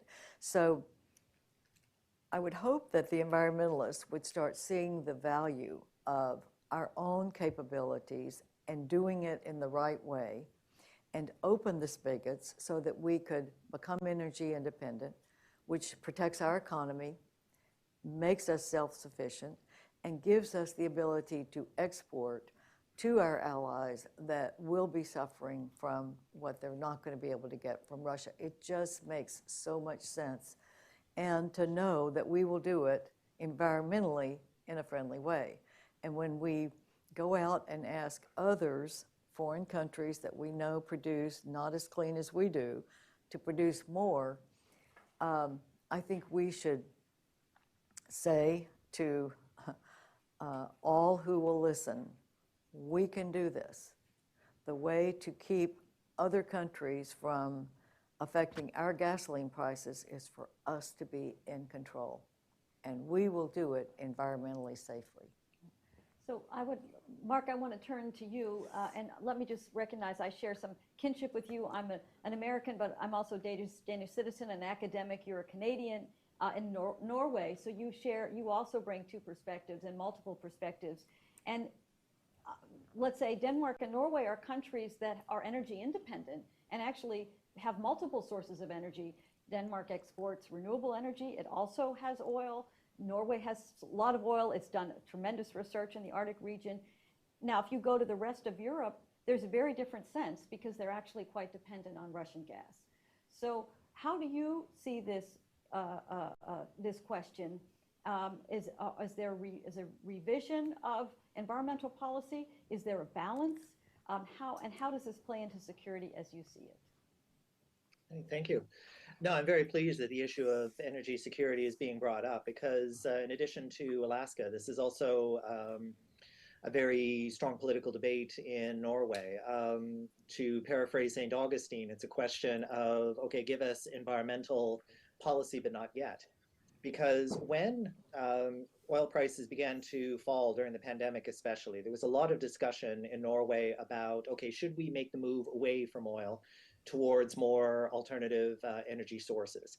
A lot of that has begun to dissipate, both because of the fact that oil prices are back up again, but more to the point, as you correctly note, many other parts of Europe are looking to Norway as well as other oil-producing countries to help offset oil that is not being brought in, oil and gas that is not being brought in from Russia. So how to basically reconcile that is going to be very key. And I agree that there is going to need to be a balance between short-term need for fossil fuels and longer-term environmental concerns. But at the same time, though, look at what has happened over the past few summers. And I say from experience up here in northern Norway that we have seen incidents of forest fires. We have seen record temperatures. And in many parts of the Northern Hemisphere over the past few months, we saw a lot of records being broken. And this is not something that is restricted to either Europe or North America or even to Asia. This is being seen everywhere. So the concern is that if there is going to be a move more towards short-term oil and gas development, what will be sacrificed in terms of the global campaign against climate change towards more environmental responsibility? Because as the Norwegian Foreign Minister noted very recently, the Arctic doesn't have a pause button. This is not something that can simply be put on hold because of economic concerns. The climate change emergency is real and it is growing.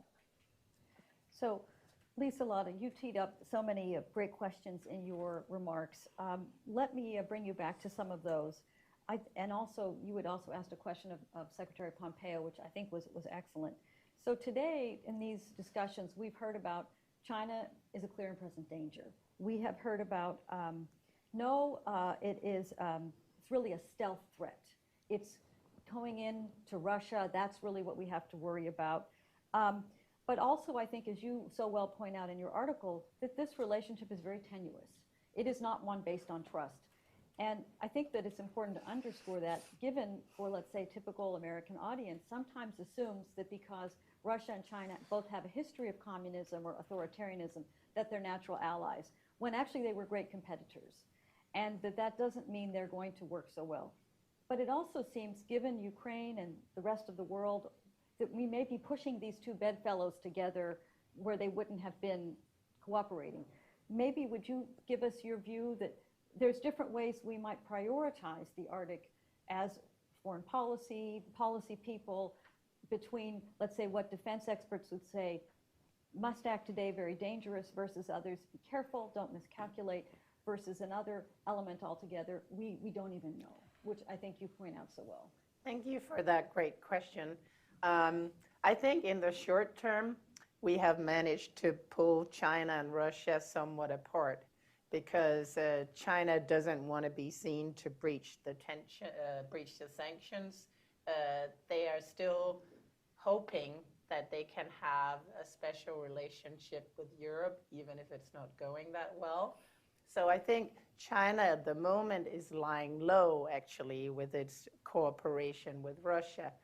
But I don't think we should be fooled by that, because in the Arctic specifically, I think they have long-lasting interests, as I described, in working with Russia, because as Mark also provided us a lot of detail on, China doesn't really have the option of being a major power in the Arctic. They're a newcomer. They don't want to be having a lot of pushbacks and battles in a region that's not at the top of their priorities, because that's their near abroad. But at the same time, they have a really hard time managing the US pushback together with Japan and its allies in Asia. So if it can keep Russia as a military power that can bother NATO countries in the Arctic, that would be a significant China interest. And they have the sort of possibility to share intelligence, surveillance, and reconnaissance. So space, cyber cooperation, I think, is very important for these two powers in the Arctic. And it can really bump up Russia's ability to bother NATO. This is not going to happen in a year or two. It's going to happen over some decades, but we also need some decades to build up our capabilities to prepare for this. China is looking to the global south as well. So it has published strategies lately that indicates that it will increasingly turn to the global south because China doesn't want to be caught out by sanctions, and by this scenario it faces now one more time. And that means decoupling from Western financial systems will slowly pick up speed. Trade not in dollars, but in yuan, rubles, rupees is taking off. That's bad, bad for us, but that's happening, and it has a stronghold. China has a very significant economic stronghold in Asia because it has delivered the money for the infrastructure they want. Sometimes they're then indebted to China, but it doesn't change the fact that China historically, for the past decades, have been good at delivering on these things. And so I don't think we have much of an option to draw China towards us, to be honest. I do think we need to prepare for a competitive overall relationship for decades to come. I think the current sort of lying low on China's part is because it's been caught out in how bad Russia did in the Ukraine war. It doesn't yet have the financial and other systems in place to just provide an alternative. But it will work on making itself less dependent on us.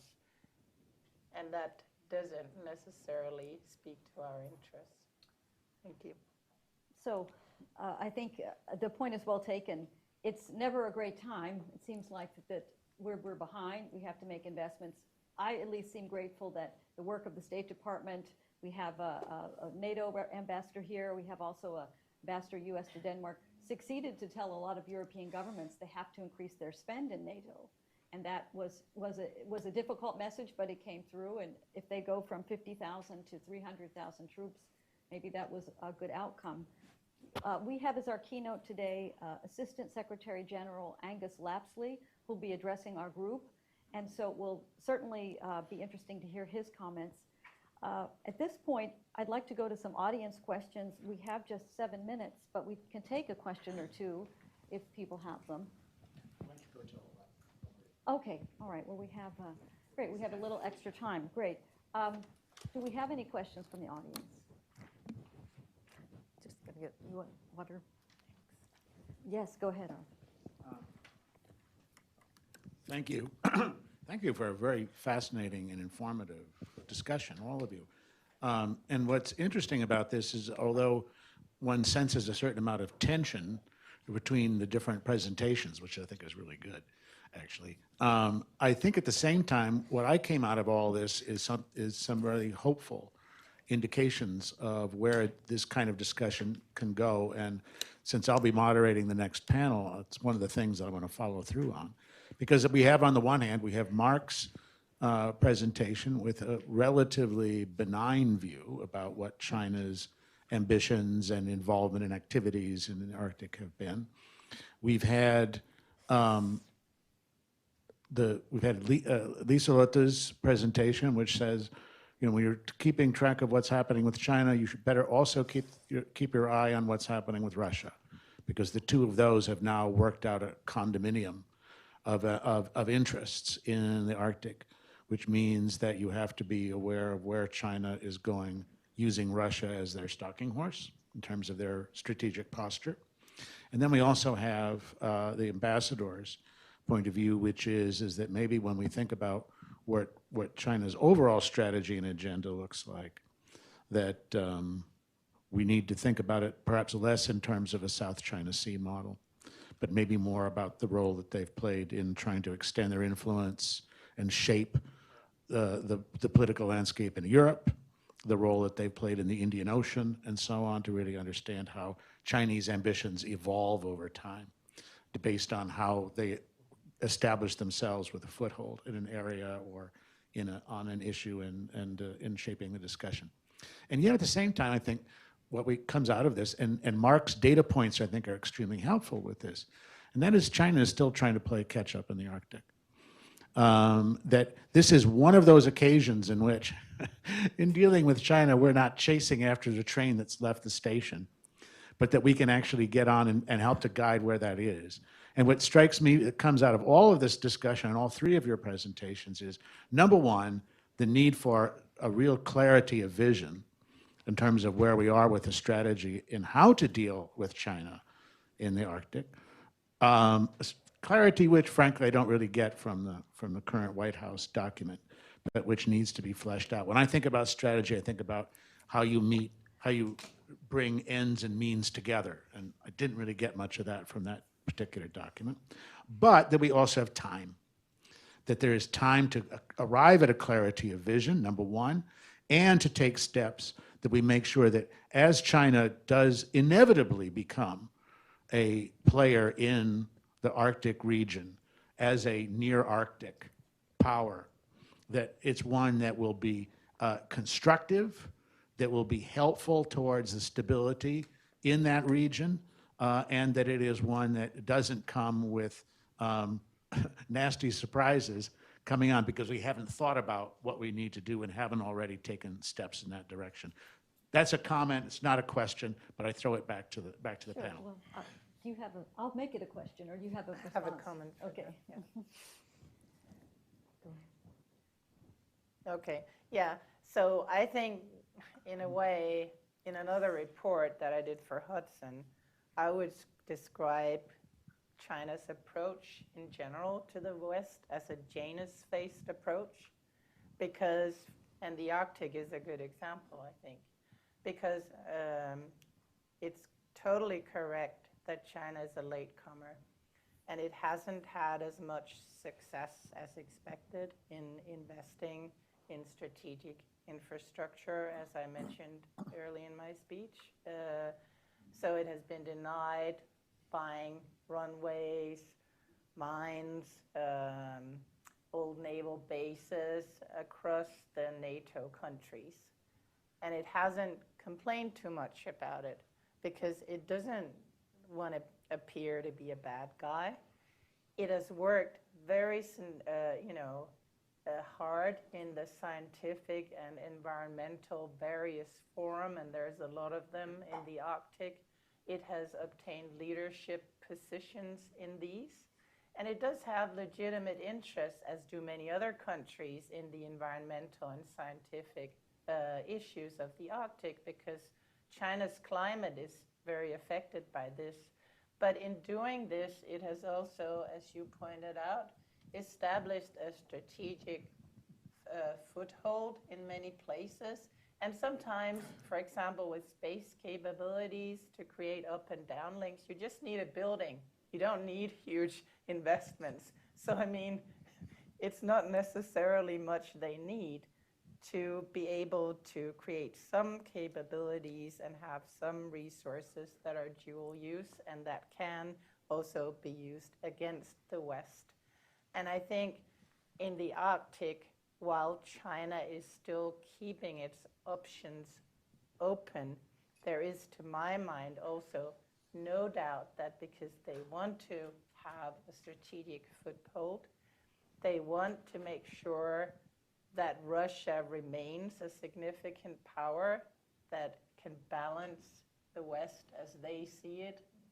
In my view, they do have an interest in sort of cooperating with Russia, and I don't think that will go away. So in that sense, you could say, while it does present a benign face in these scientific, environmental, and other fora, and does take seriously the environmental problems, the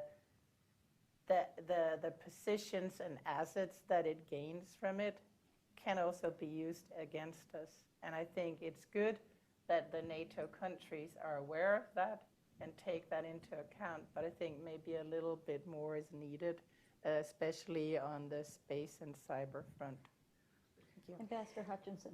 Yes, I would just say that we have a unique capability today to not having to catch up to see what China is doing after they've already done it. And I think our capability today is to begin to really put in place the standards.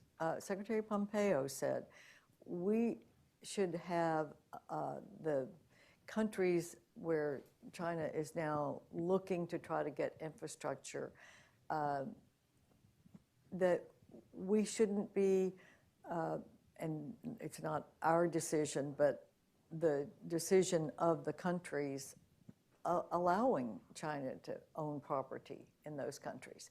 Because we have seen how they have taken a research position, an environmental position. China is not using its environmental position on its own coal production. It's saying it won't invest in other countries that aren't using environmental methods to take coal, but they're not talking about what they do. And I think we should be looking at the China's strategies of the past. Their strategies in the parts of the oceans and the parts of the world where they have their major interest. But look at their strategy there, and then look at where they are in the high north and with the capabilities that the global warming and the warming waters give them. And let's take the steps now rather than after they have gotten infrastructure, gotten property, gotten one of those military bases, set up their satellite system in that place. As you said, one building will do it. And oh, by the way, we even share with Russia all the things that we're doing in space, but China does not share anything. And they have even been known to blow up satellites in order to create debris that would harm our International Space Station. So it is so important that we take this opportunity, which I think we're doing, assess exactly where we are with the high north, and then put the assets in place to protect that with security. We don't have to be doing anything against China. We just need to protect what we have, facing a global change in the waters that now are navigable, will be navigable, where there are vast resources that could enhance our own energy capabilities and that of our allies. And let's do something that is proactive rather than reactive, as you mentioned, when the train has already left the station. Excellent. Well, Mark Lantin from Reykjavik, we're going to give you the last word. Any comments that you have to Arthur's point, and maybe a question you might want to ask to our NATO Assistant Secretary General? Okay, thank you. Excellent points that are being brought up here. Absolutely, China has very ambitious plans for the Arctic. And if I was giving this presentation 5 years ago, I could rattle off a very long list of Beijing's plans for various types of infrastructure, including the mines, various uses of the Northern Sea Route, as well as all kinds of port operations that were being discussed. In fact, some Chinese academics were referring to the Belt and Road as one belt, one road, and one circle, which really would seem to demonstrate that Beijing, back about 5 years ago, had very ambitious plans for the Arctic. But it goes back to what I said before about capabilities versus preferences. Now, China definitely has quite a few preferences what it would like to see in the Arctic in regards to its economic and strategic interests, but its capabilities are a completely different story. And I argued in a paper a few years ago that to describe what China's seeking to do in the region, it's not necessarily a case of revisionism. It's a question of China trying to be almost a norm entrepreneur, to kind of bring forward the idea that the Arctic should be treated as an international space, that it is simply too complex a region on a variety of fronts to be administered simply by 8 governments. And this has been something which China has been putting forward for quite some time. But in light of recent events, in light of the setbacks that China has experienced in many parts of the Arctic, even Beijing's ability to be a norm entrepreneur has become reduced. So I would say that the question here is that with China coming to the realization that its kind of windows, its openings to the Arctic are few and far between, much less than was originally expected, should we consider a different change, like a change of approach on Beijing's part? One which certainly will keep Russia in mind, but also one which would seem to suggest that China would still like to see the Arctic be open to various areas of Chinese diplomacy, and that for the Arctic to be militarized or for the Arctic to be cut in half or cut into various pieces doesn't necessarily serve Chinese interests. And one more point, I would say again, looking at what happens after the Party Congress is going to be very key, because I do predict that we are going to be seeing some very interesting shifts in Chinese foreign policy as a whole. Thanks. Excellent. So, well, thank you. I thank our panelists.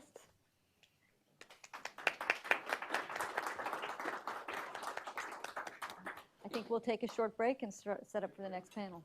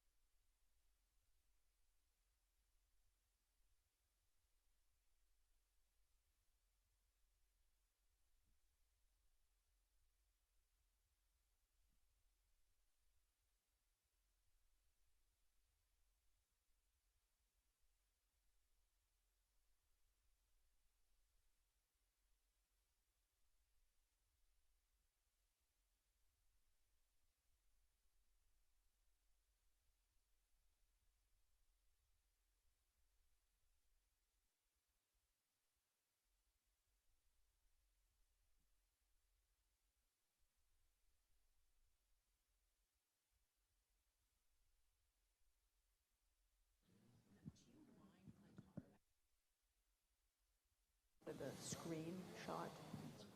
How do you turn it on here? I think he's going to turn it on automatically for us, he said. Point it at That's the great. computer. They don't have to worry about it.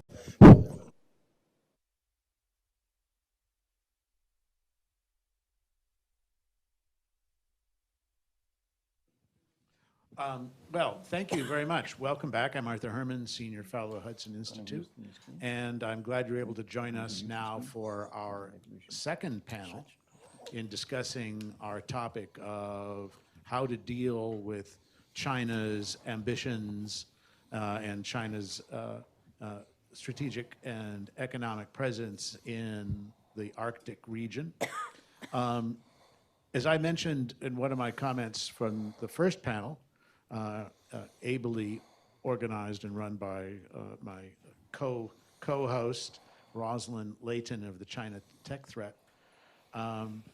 The idea of behind strategy, in my mind, is always about matching ends to means. And what we want to do now, we've been talking about sort of the broader implications of what is happening with regard to China's ambitions in the Arctic region. Now maybe we'll have some time to talk about the means. In other words, what are the ways in which the U.S. and its allies can deal with and implement policies that will be helpful in helping to make whatever presence China is going to have in the Arctic, and it seems from our first panel that that's inevitable, to make sure that that presence is as constructive and as consonant with the aims of the community of nations as it can be.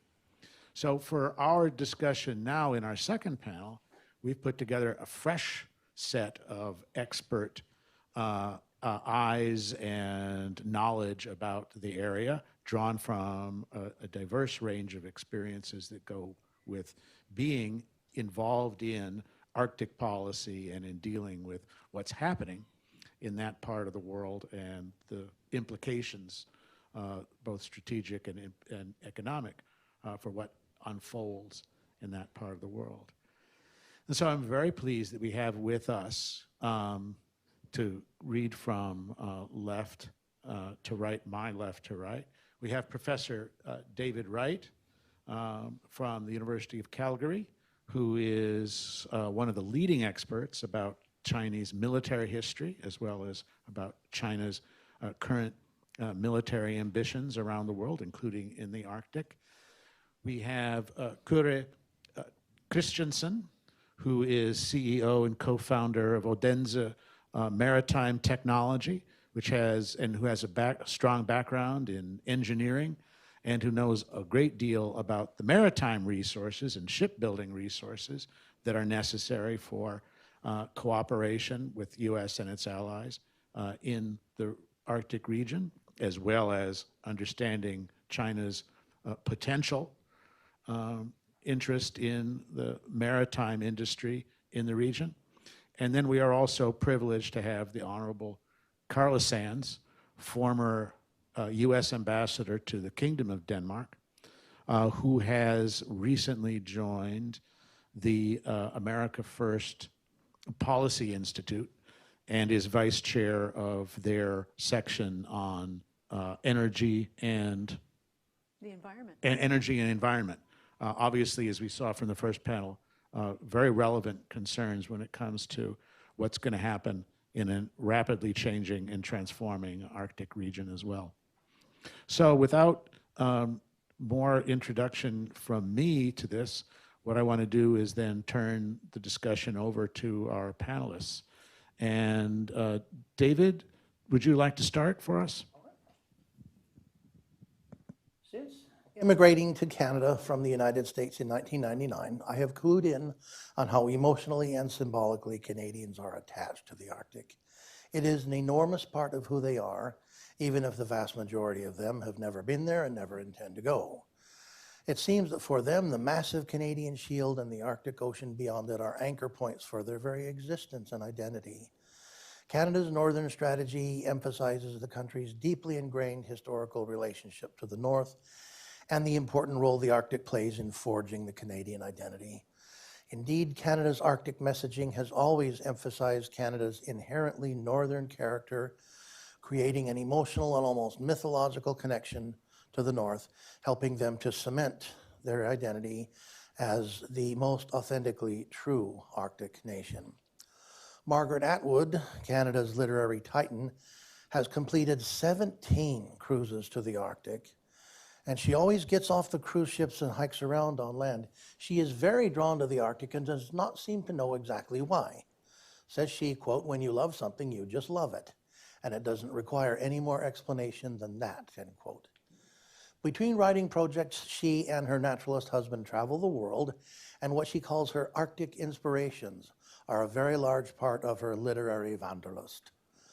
Global Affairs Canada, for its part, says on its official government website that, quote, "The Arctic is central to Canada's national identity, prosperity, security, values, and interests," quote.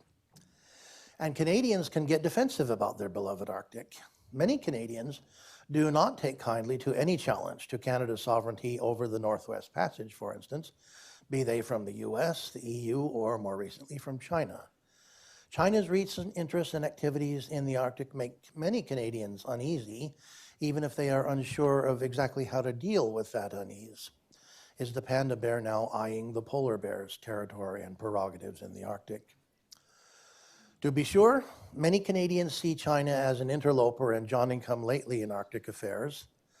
Equally certain is that the feelings of the Canadian public towards China have soured in recent years. In 2019, before the pandemic, a survey conducted at the University of British Columbia indicated that China was viewed positively by only 29% of Canadians.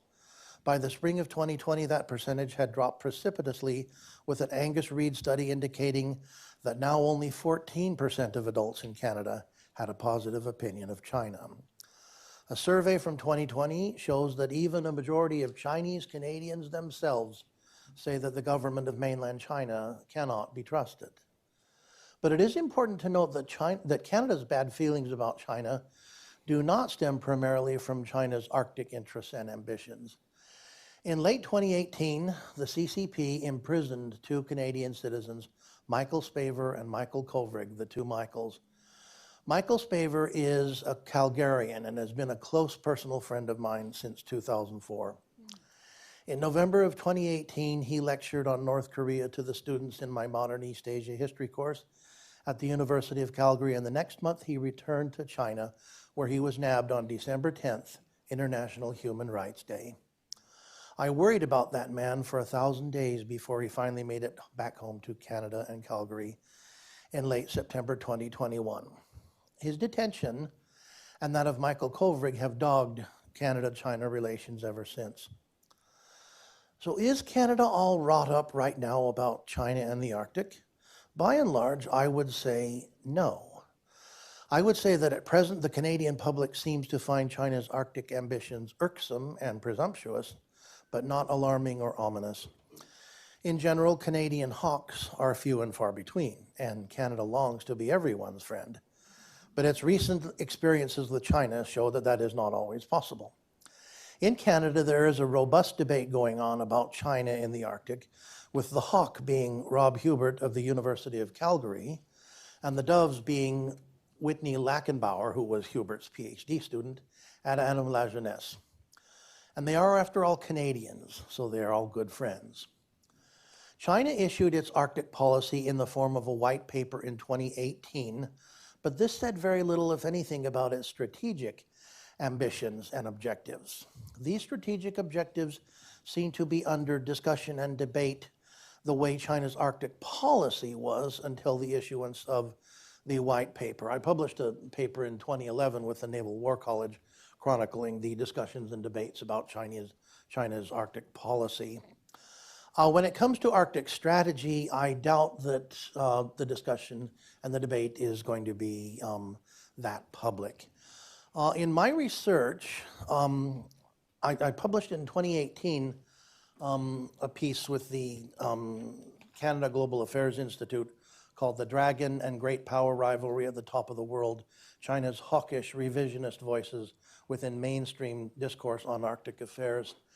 I don't have time to read aloud from those excerpts, but I will note that there are two particularly militarist voices among the broad range of discussion of Chinese strategy. One is named Yang Zhirong of the Naval Military Academy Research Institute, and another is Li Zhenfu of the Dalian Maritime University. Yang Zhirong in particular gets very specific about how someday China needs to completely dominate the Arctic. Because the Arctic being the top of the world, China and China's military assets would be in a very good position to deal with incoming threats, meaning mostly missiles, I think, from anywhere in the world. Now, these voices exist. I want to emphasize that they are not the majority.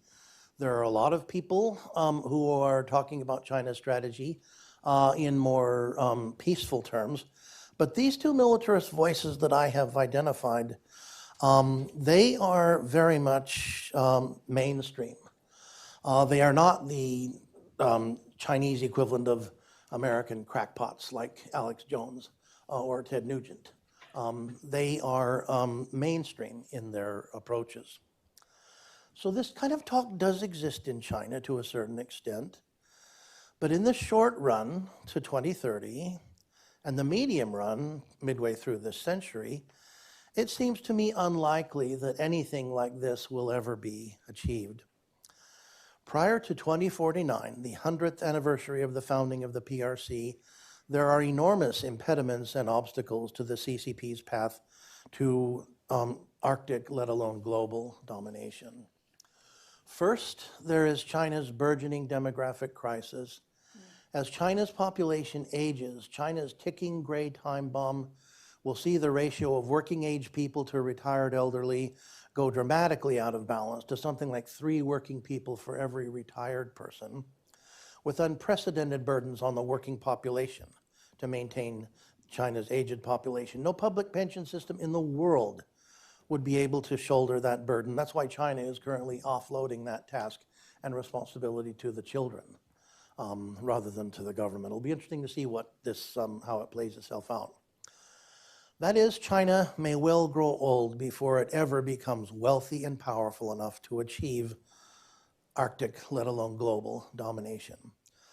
Current trends, which do not look amenable to dramatic improvement, suggest that by 2040, the Chinese population will be more skewed in favor of old people than Japan, the grayest major country in the world today.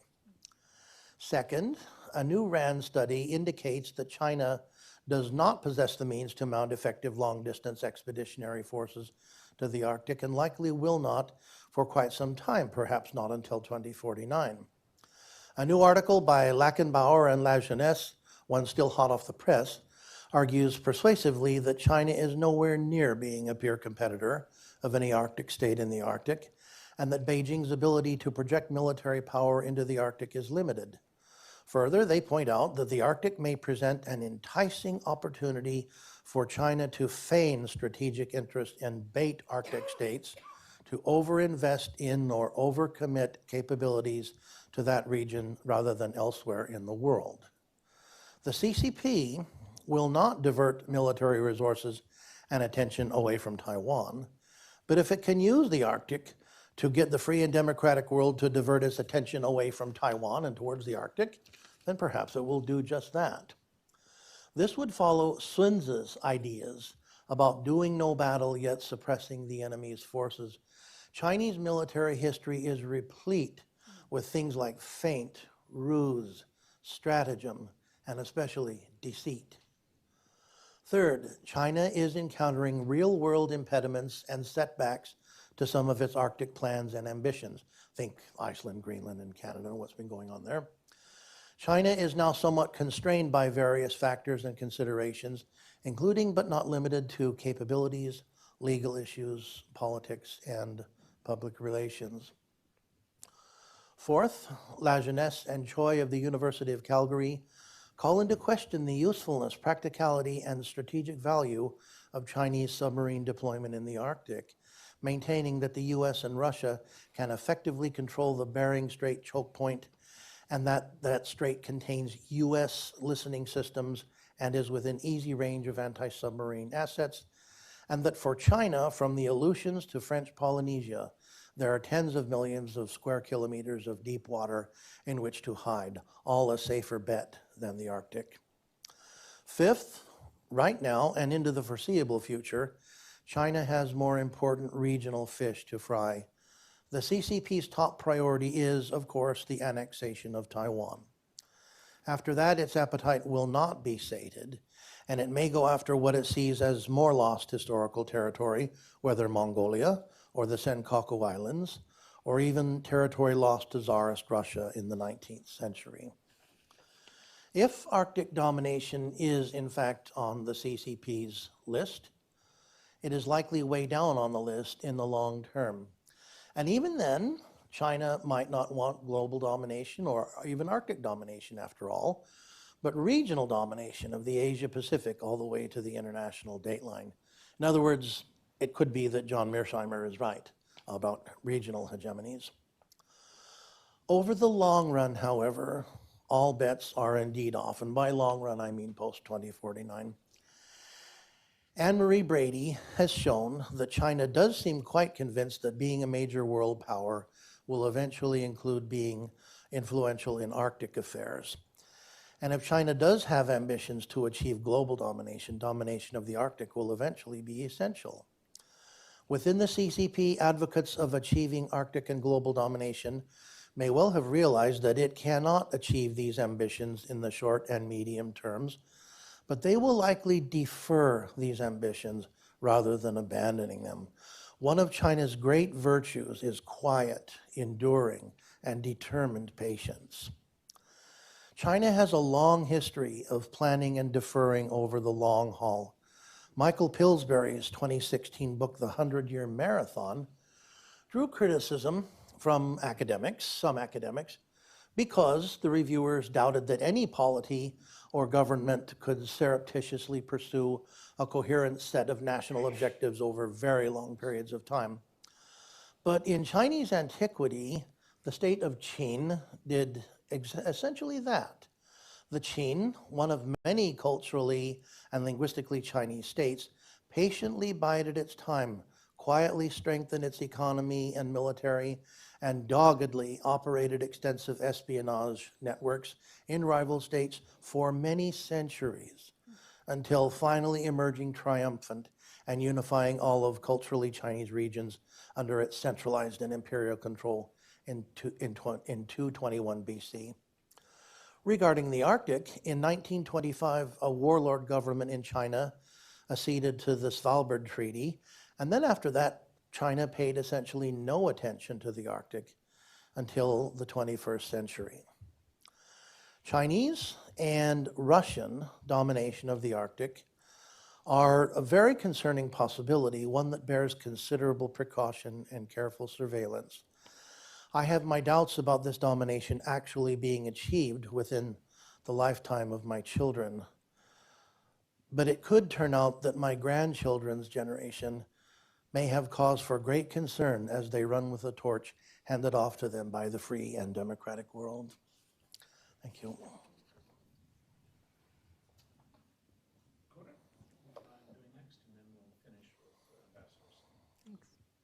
Thank you very much for inviting me here today.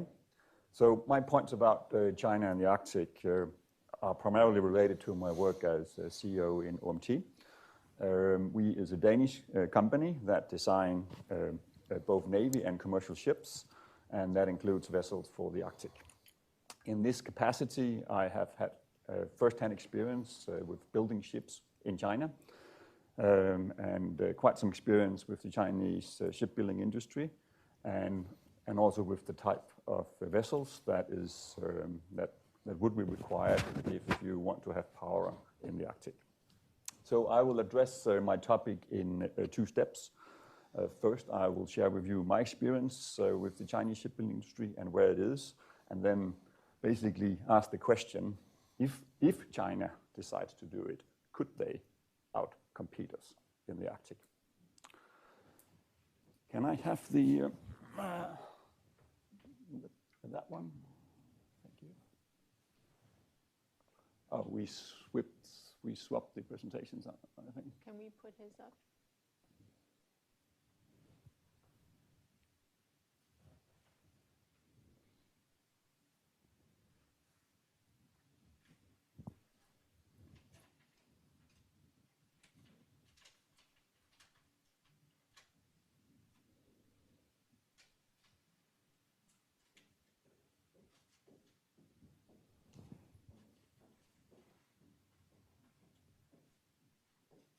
Anyway, I will, here we go. Now we do is aim to here to get your signal. Signal.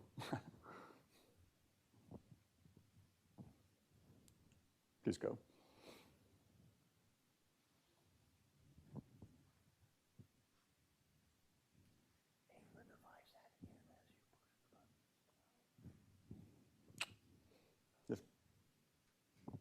Just flip. Oh.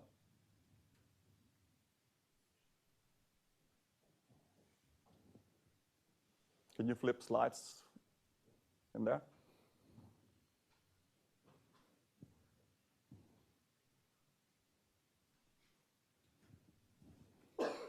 Doesn't matter. I'll just do it without. But before I start, I'll just give you a few words on who OMT is and what we do. So basically, OMT is a spin-off from the A.P. Møller-Mærsk shipyard in Denmark. A.P. Møller-Mærsk is the biggest shipping company in the world. We have practiced ship design and shipbuilding for quite a decade. We were building container ships, and at the same time, we were building frigates for the Royal Danish Navy.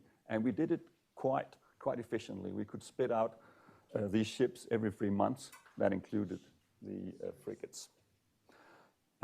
Now, we have built now more than 170 ships in China under license. And that includes container ships that has been ice-classed. I had a picture of the Venta Maersk, is a ship we have designed. It was en route on the North Passage, just for testing how that business will look like. But Maersk decided that that's not a good business right now to take the container ships up north. Now, after 170 ships in China, we found out that it was not really the long-term strategy for China to buy designs in Europe. Actually, China wanted it to do themselves. So it was very hard for us to protect the IPR. So we basically decided to abandon China and focus on defense instead. And in that role, we got the task to design the Canadian offshore patrol vessels, the Arctic ships that Canada is investing in. And we started to market the Danish frigate, not just the design, but also the manufacturing concept that was behind that 3 months building tact.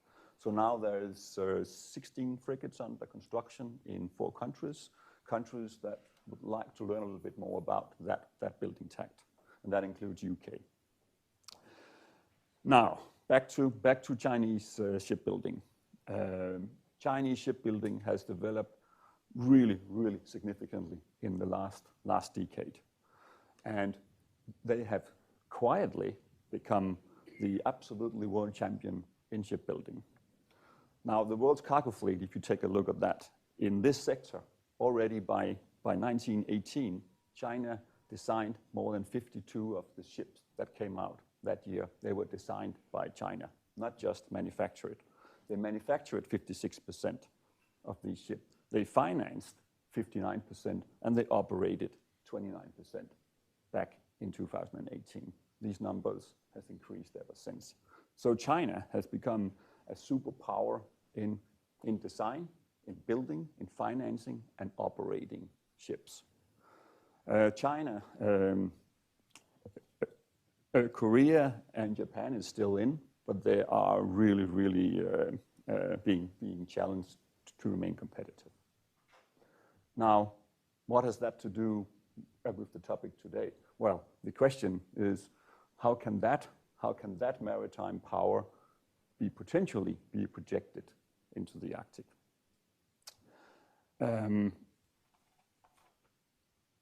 In 2019, the Chinese government basically decided to fuel that development in creating really, really strong maritime shipbuilding companies by merging two of the biggest state-owned shipyards in China. Now, their own assessment of that was that would create a super shipyard group with more than 300,000 employees in it, but it will also be that kind of companies that could create or make the Chinese Navy very, very powerful and to build a very big Navy. And they have done exactly that. I had a picture of one of the state-owned shipyards. They are spitting out container ships and frigates and destroyers on the same shipyard. Now, it was our experience. I'm up. That's the one. So on this picture, you basically see container ships, a little bit hard to see. I have a better picture, but very, very high output. Something similar to what we did in Denmark, a ship every 3 months, and they're being spitted out. Next one. Now, why is that interesting? Because when you do this kind of ecosystem, or basically bundle Navy shipbuilding and commercial shipping, you create a very, very strong ecosystem that should not be underestimated.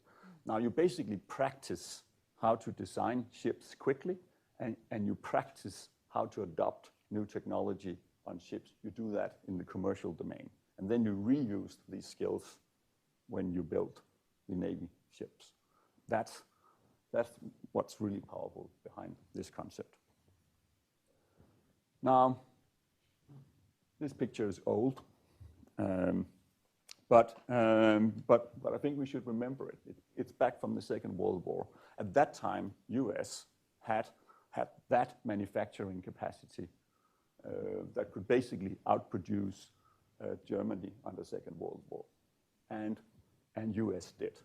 So Roosevelt called this the arsenal of democracy. Mm-hmm. Now, in 2022, this capacity is not in the US anymore. This capacity is now residing in China. And so this arsenal of democracy is no longer here. It's in China. And now we have to call it something else. It's no longer an arsenal of democracy. It's something different. Now, what has that to do? With the Arctics? Will China use this capability tomorrow or in 49 or whenever?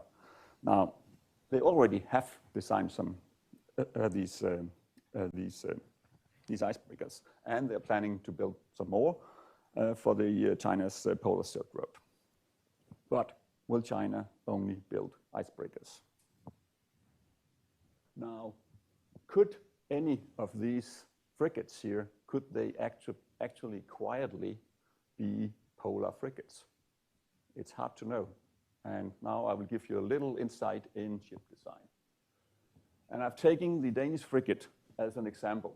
Now, to the left, that's a general purpose frigate. That's the original Iver Huitfeldt class frigates. Standard hull, no ice breaking. And then we've just added, in the left picture, you can't really see the difference, but the difference is 110 tons of steel added the right places, very cheap. Steel is $1,000 for 1 ton of steel, so not really expensive. And that turns that ship into a polar frigate, more or less. 110 tons of steel, and you can't even see the difference. Then we'll have some winterization packages. You need to de-ice things if you want to operate in the Arctic. Don't underestimate that. There will be the ice accretion on ships operating in the Arctic, but you can't see that under the hood either if you're doing that. I'm from the country of Lego, and I learned from child the value of reconfiguration and modularization. So just take another look on these two ships, because that could also play a role. To the left, That's one of our latest design. It's an NPV 80 Polar Rescue, painted white, search and rescue on the side. It has 32 container positions where you can plug in various modules. In the left, there are search and rescue modules, search drones, firefighting things, and other things you need to do search and rescue. To the right, the exact same ship, this time painted gray, still 32 container position, but this time fitted with missiles, guns, and accommodating drones on the flex deck on this ship. So a completely different purpose for that ship. Now, could these ships be relevant in the Arctic? We talk a lot about these icebreakers. Icebreakers are needed if you want to tour the North Pole, but in many of the areas, you really don't need a full-blown icebreaker to do business. We talk a lot about the geo gap. In the western part of the geo gap, you don't need to break ice, but there will be ice patches in the water, so you need to protect your hull against these ice patches. Otherwise, you can't do business there all year round.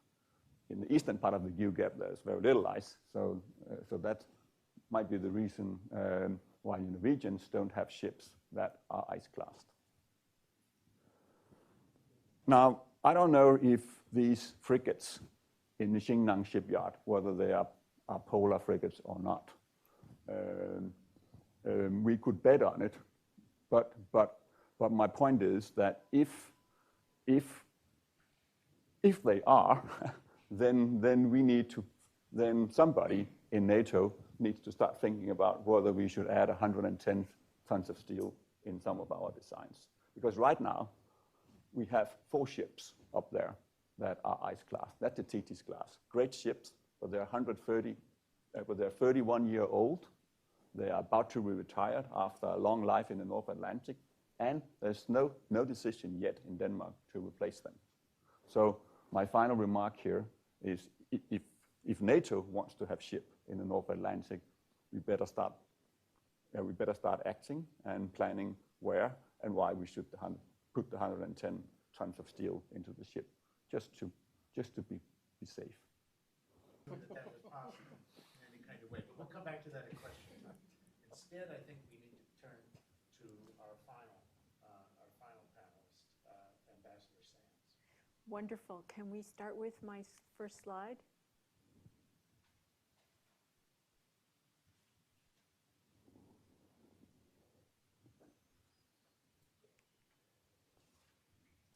Here we go.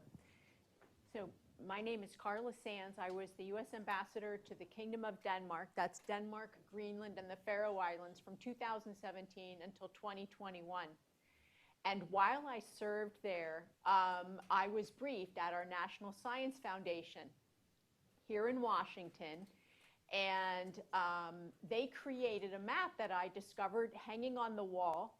And this is the map of the Arctic. They actually had the Antarctic, and I said, "Do you have one of the Arctic that I can see?" And they did. And when I saw this, and I saw the point of view from the North Pole, and we know this is how the PRC military and Chinese leadership look at the Arctic, I said, "Can I get more copies?" So let me just orient you, because not a lot of us look at the Arctic this way. I'm just going to stand for a second. From right here until this entire coastline to the border of Finland, that is Russia's coast, and that is Russia in the Arctic.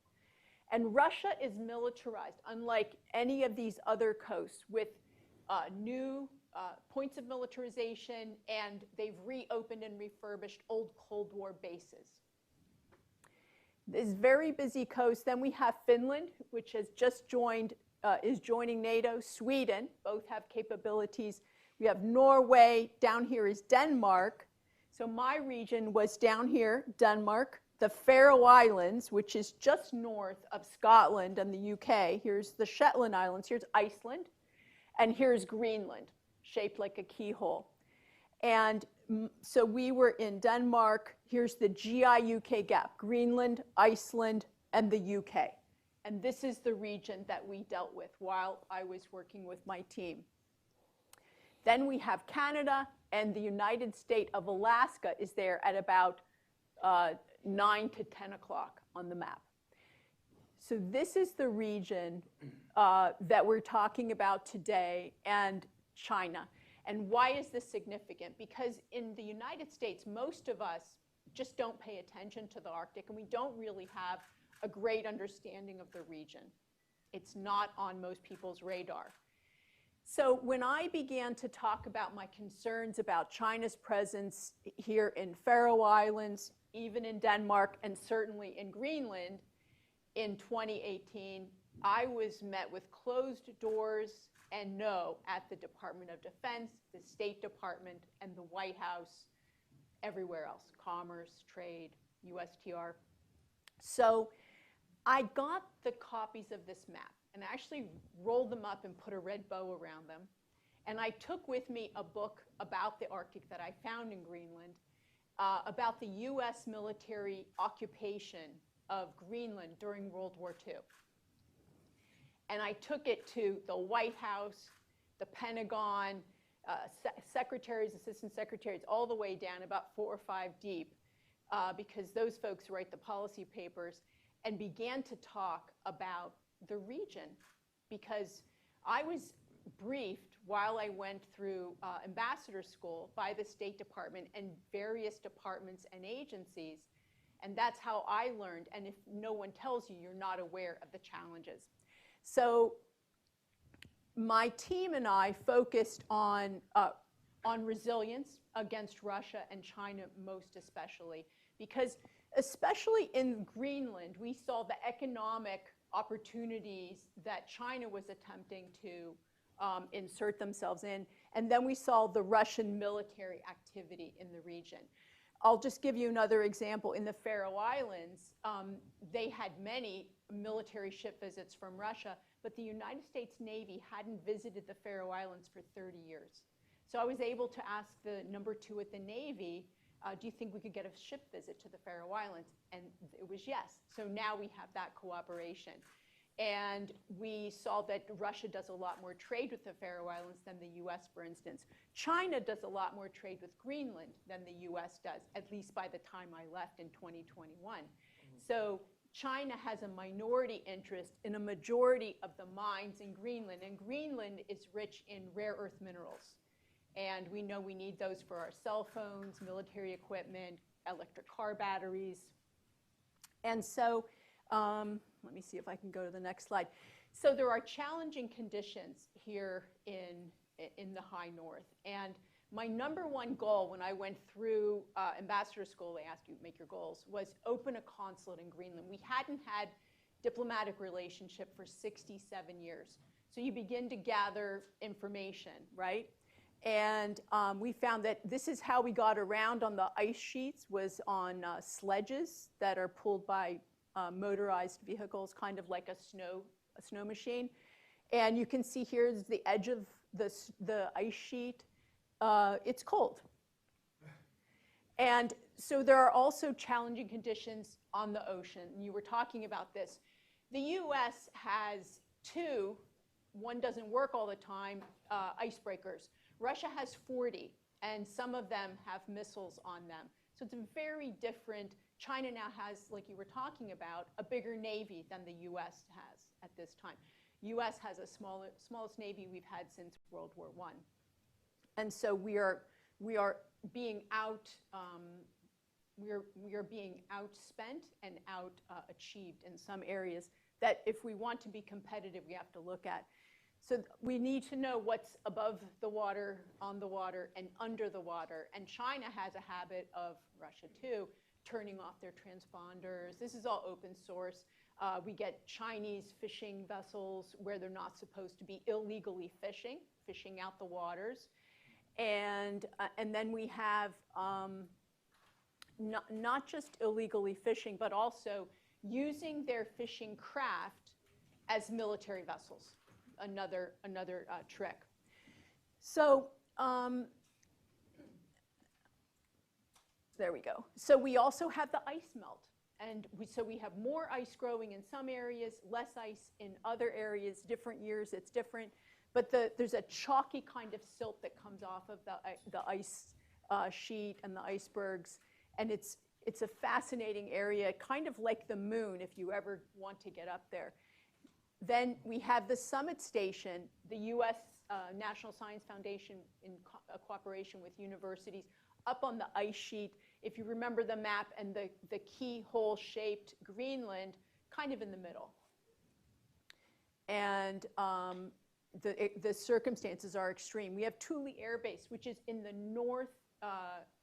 northwest of Greenland. It's above the North Pole. It's the U.S. government's most northern base, Thule Air Base, and it's actually part of Space Force now because of the new Space Force. And you can see the conditions are pretty stark. This is the harbor, so it's not clear all that often. The conditions for the fighting force, when the U.S. did high north exercises, our military found that our men and women really weren't prepared for the cold. The cold's different than Alaska or Aspen. This is special cold, and so you can see some of the special gear, how the Danish ships up in Greenland bring the smaller ships into the belly of the ship because the waters are so extreme. Our military has had trouble navigating these high north waters. They are very challenging, and we are not prepared. And then we travel on the very high north on C-130s on skis. And they need 8 props, not 4, because the air is so thin and cold. It's hard to get lift and loft.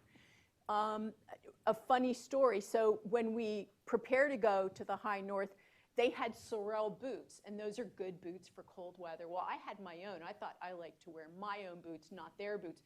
What I didn't know is mine were aspen sorels. And when you go to the Arctic, you need like Arctic sorels, and so the cold just radiates from those miles of ice sheets into your bones. And so note, always use the right gear when you're going out. I should have known as a Girl Scout.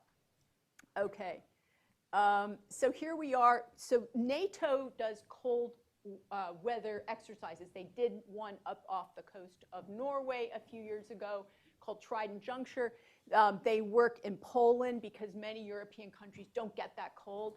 So in some of the extreme conditions, and so it was good to be with the troops but understanding we're not doing enough high north exercise. If you look at what Russia does, and of course they're flexing, and one of you mentioned, about China, with the feint. Well, I don't think Russia's fainting. I think they're actually flexing about their capabilities in the high north, and I think that we must be prepared.